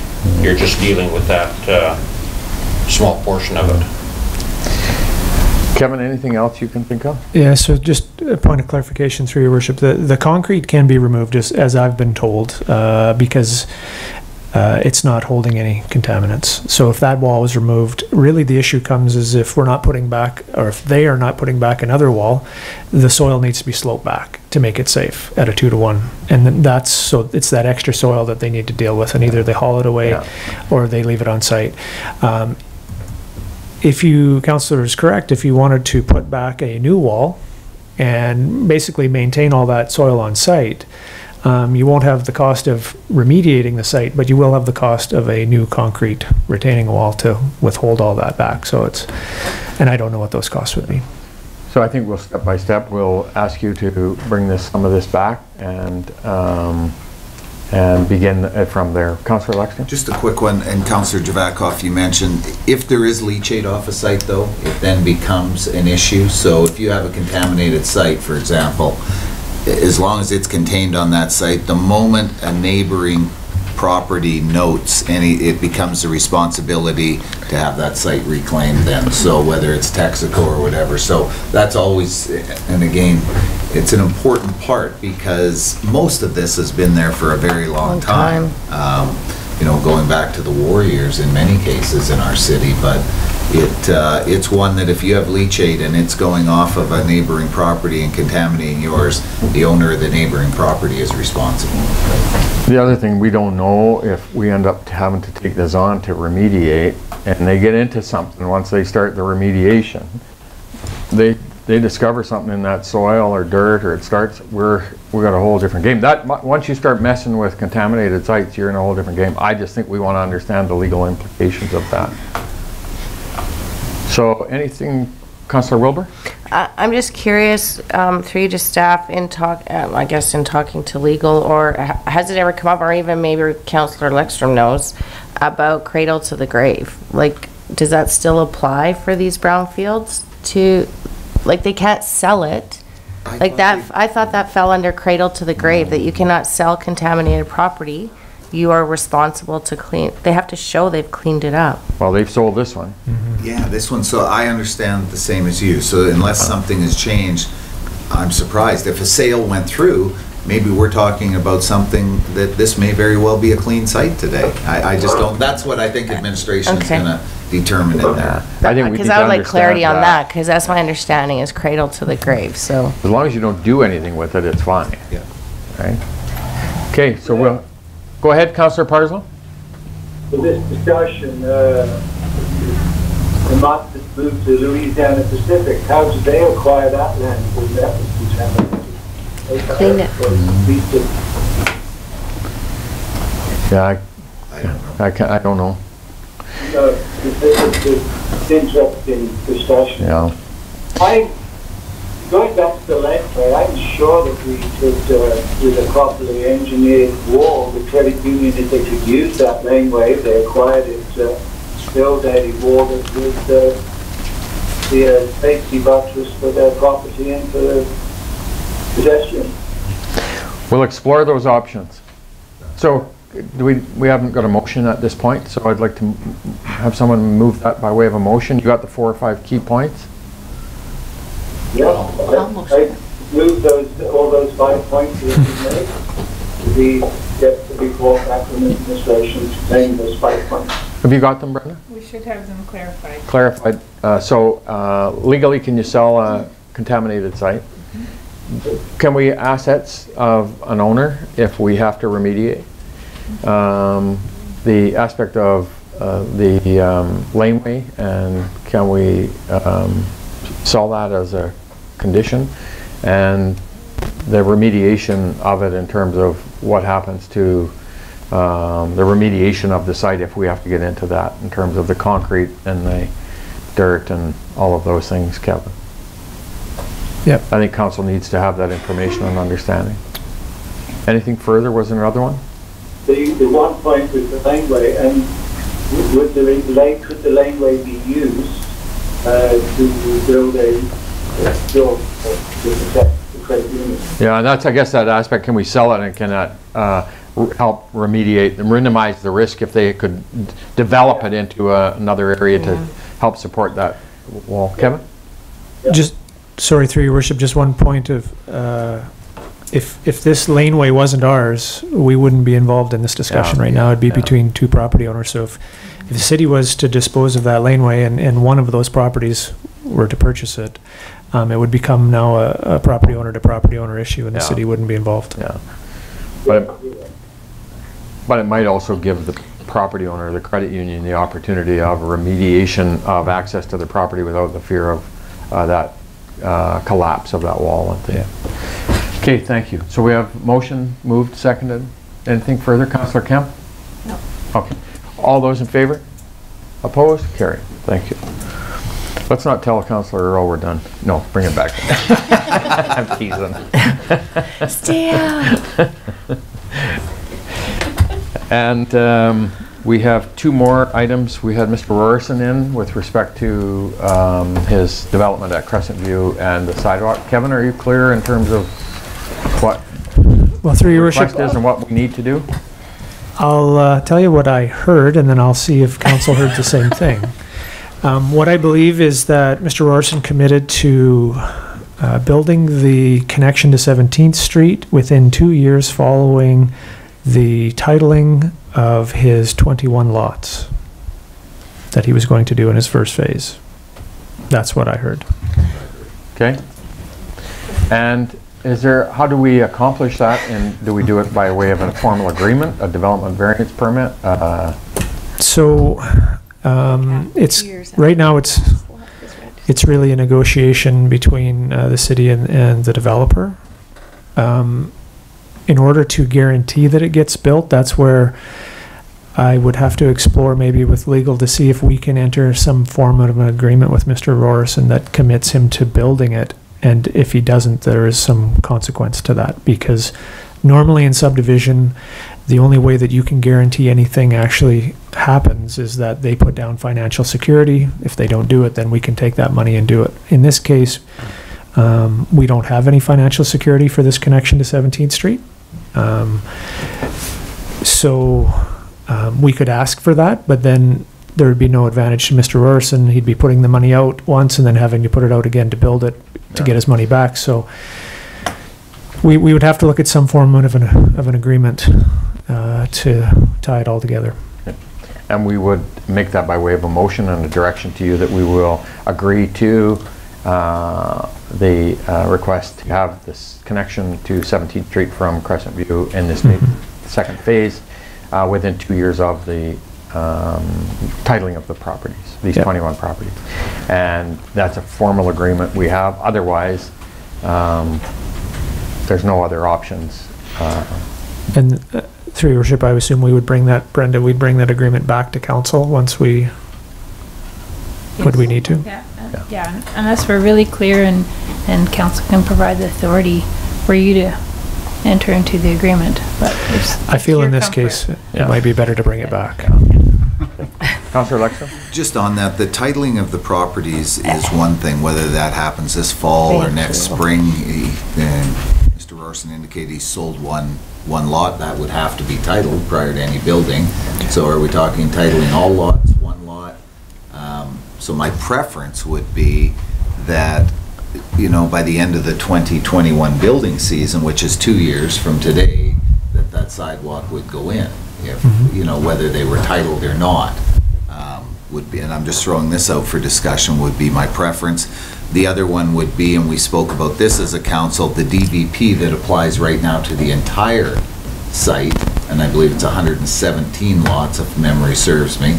We're now dealing with 21 lots. What happens with that DVP? Does it go on indefinitely for the next 20 years, or is it tied to a 5-year time frame? So we say, look, we've developed 21. I'm hopeful they're going to sell, and we'll see future development as we've seen in all of his other lot developments. But within 5 years, we expect the remainder to be acted upon, or you'll have to come back to council for further discussion on the DVP. It may be a new council at the time. I guess I'm kind of looking for some direction as well from you, Kev, based on that. Is that doable if we were to have a motion that said something like, within 2 years, being the 2021 building season, the end of it, we'll call it September, that sidewalk would be installed up to 17th Street, And if there was no development on the remaining 90 lots within 5 years of today, or what date we put on it, then that would revert back to the existing building bylaw. I'm looking for something. I'm just not sure how long a DVP is legally bound. So through your worship, what we've found is that a DVP will expire in 2 years if no work is substantially started. Okay, so if the developer did nothing within 2 years, it would expire. It's a little less clear if work is started. So what I believe to be true is that if work has started, so they've started and the developer does start some work or he titles some lots, it has started, so I think the DVP then carries with that parcel for the duration.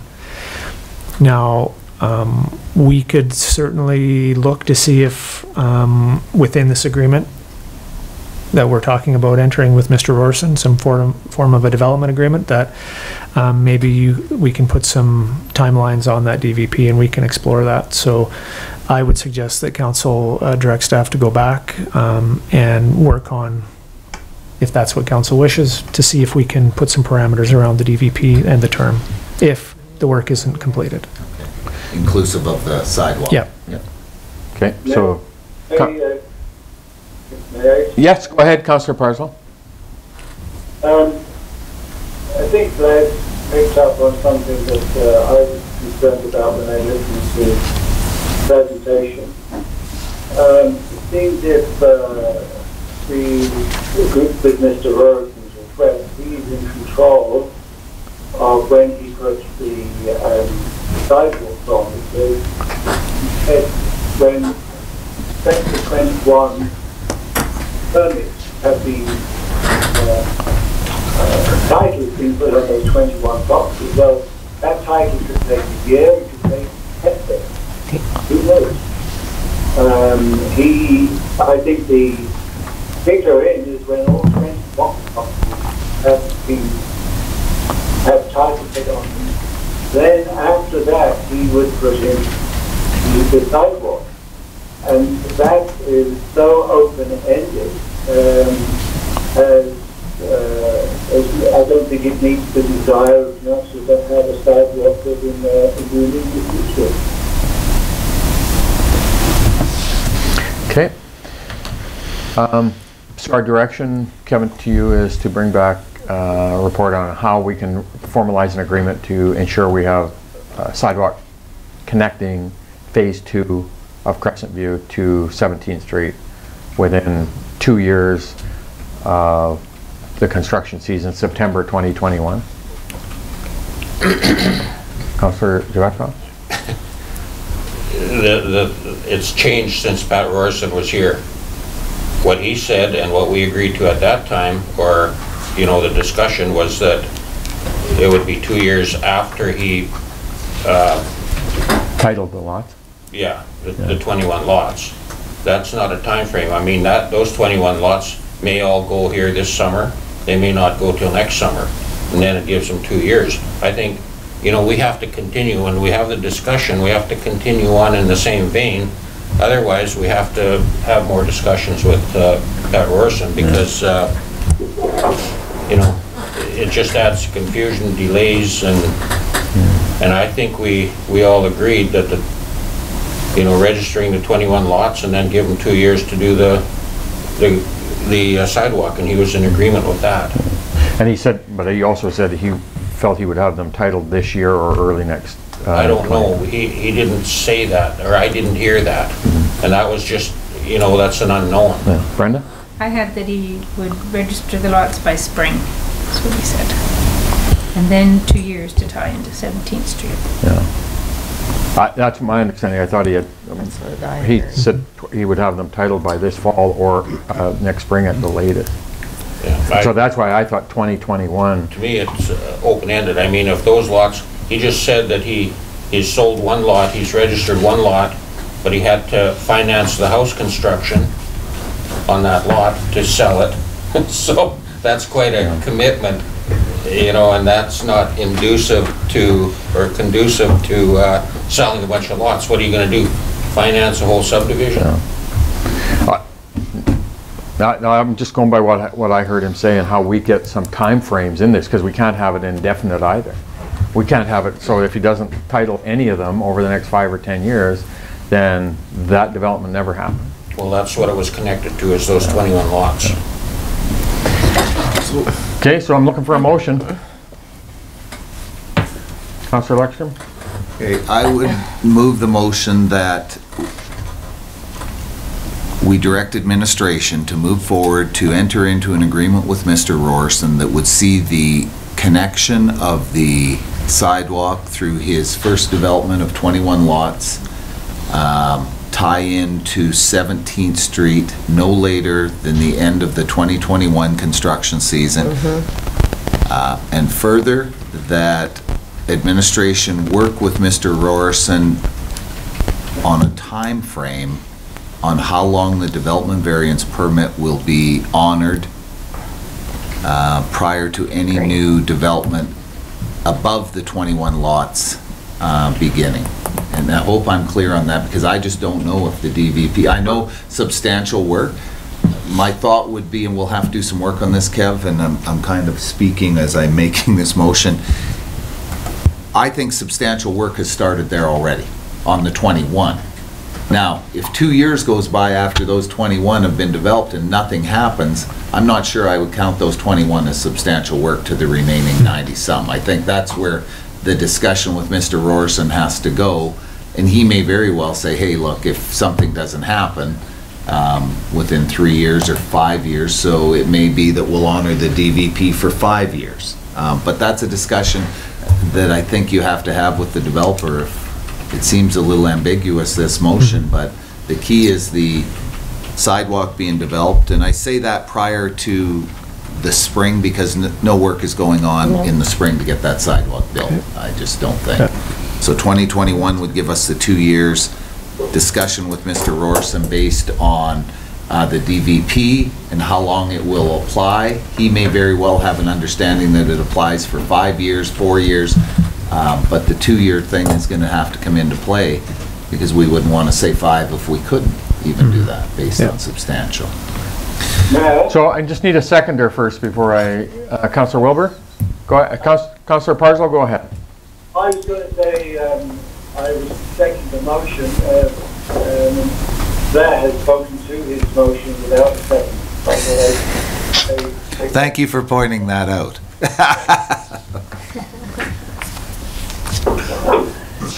Further discussion.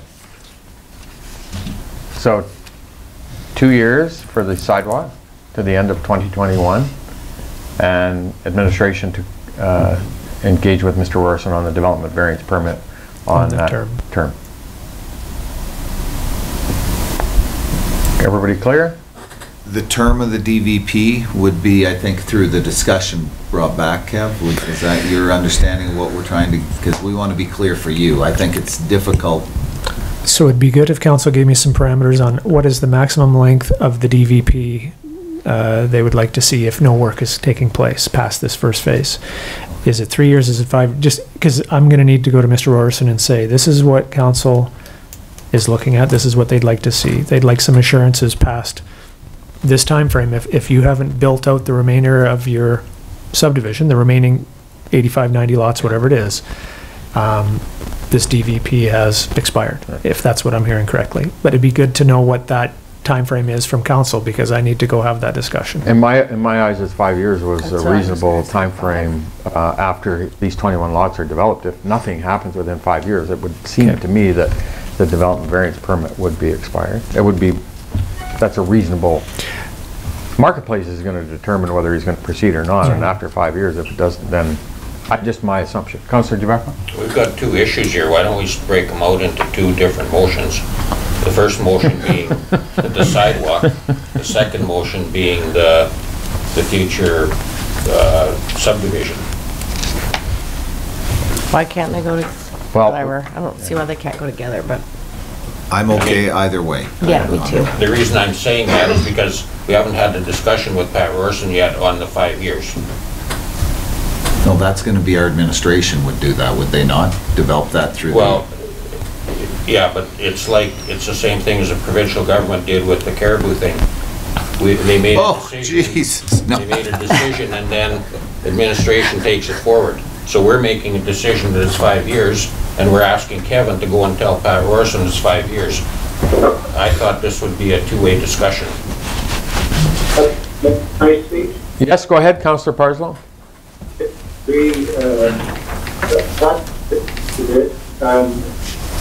Kevin asked for some parameters, and we are telling him we are going into the discussions with in a 5 years.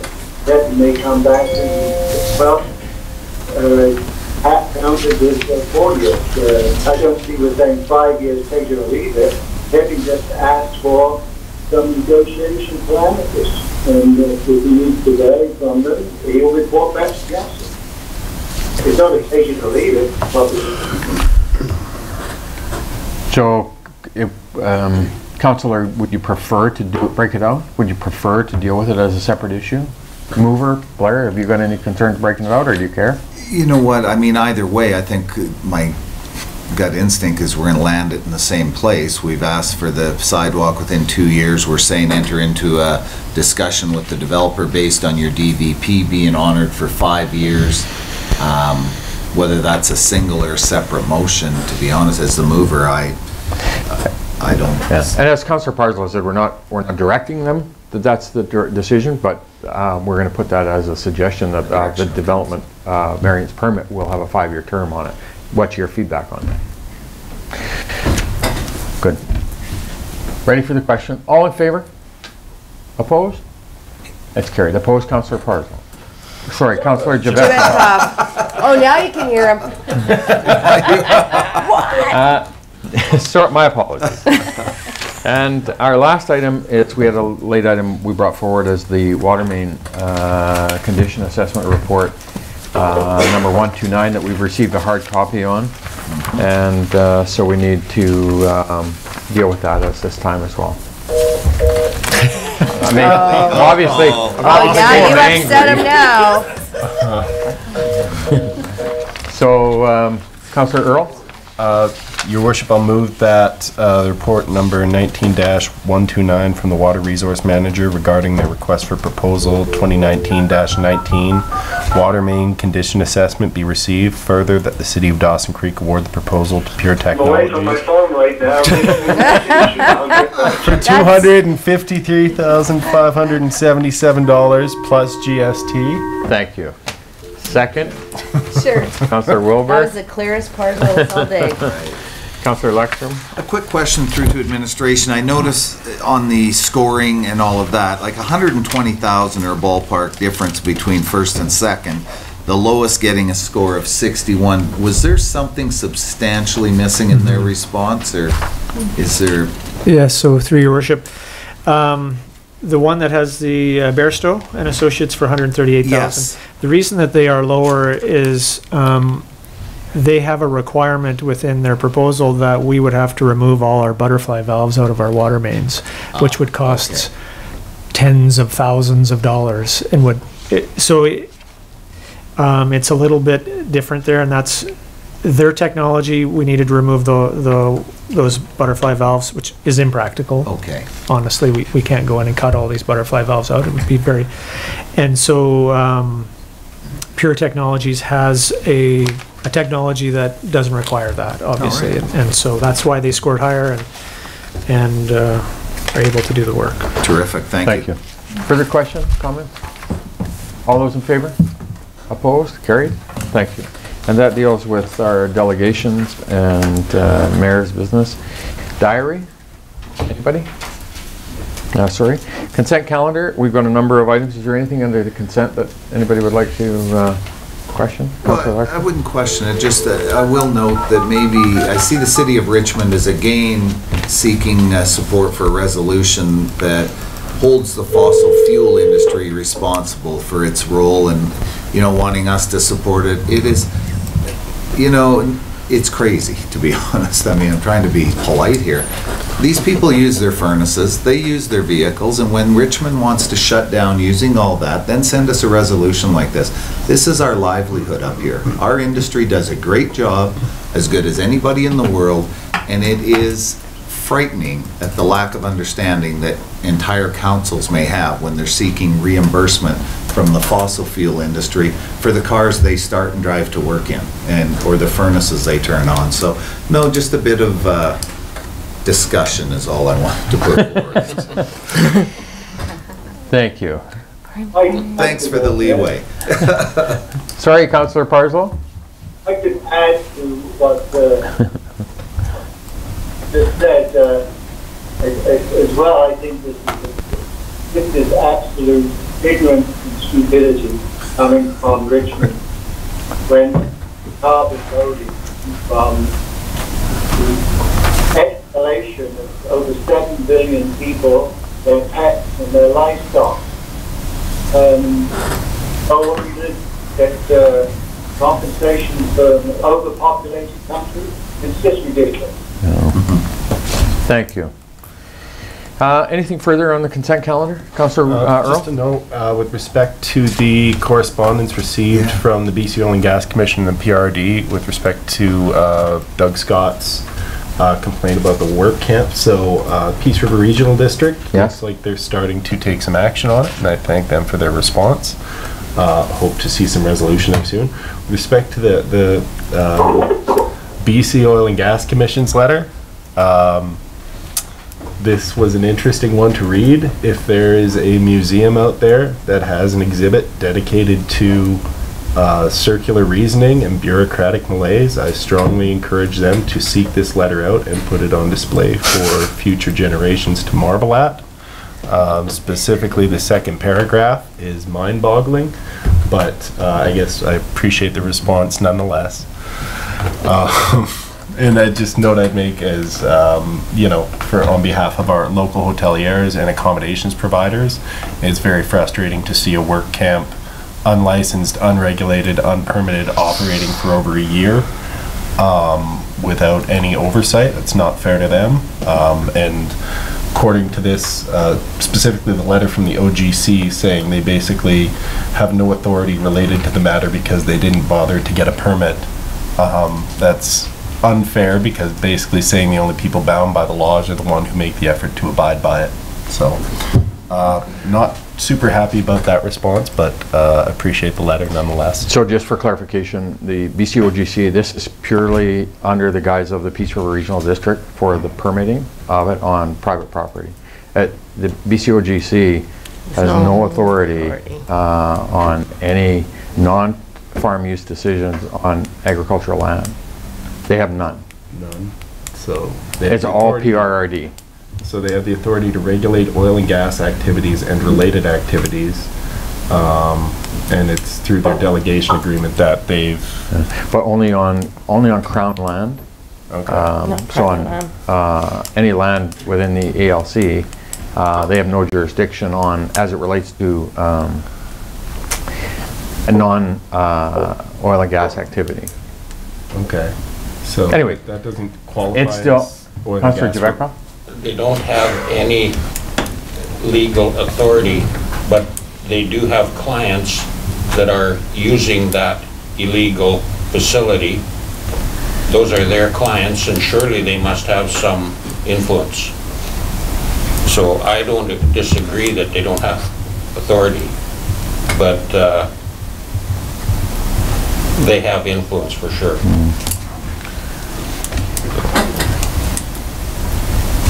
Okay. Just comment. Thank you. Anything is dealing with this right now, just we don't know when the compliance will come into force. Well, they have to. It has to. It's going through the ALC now, so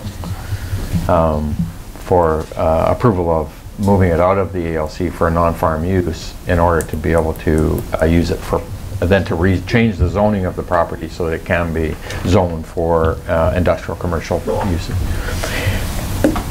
Anything further under the consent calendar? Bet you're glad you Thank you. Always good. Motion to approve the consent. Brenda? Oh, yep. That's not what I was asking. Thank you. Councillor Lexstrom, Councillor Wilbur, all in favor? Opposed? Carried. Thank you. And finally, do we have strategic priorities? Nothing, Kevin? Media question, Rob? Nothing? And motion to recess to closed. Councillor Wilbur, Councillor Earl, all in favor? Opposed? Carried. So we'll take a 20 minutes for, we got lunch? Yes. And then get back into closed, and we should be done.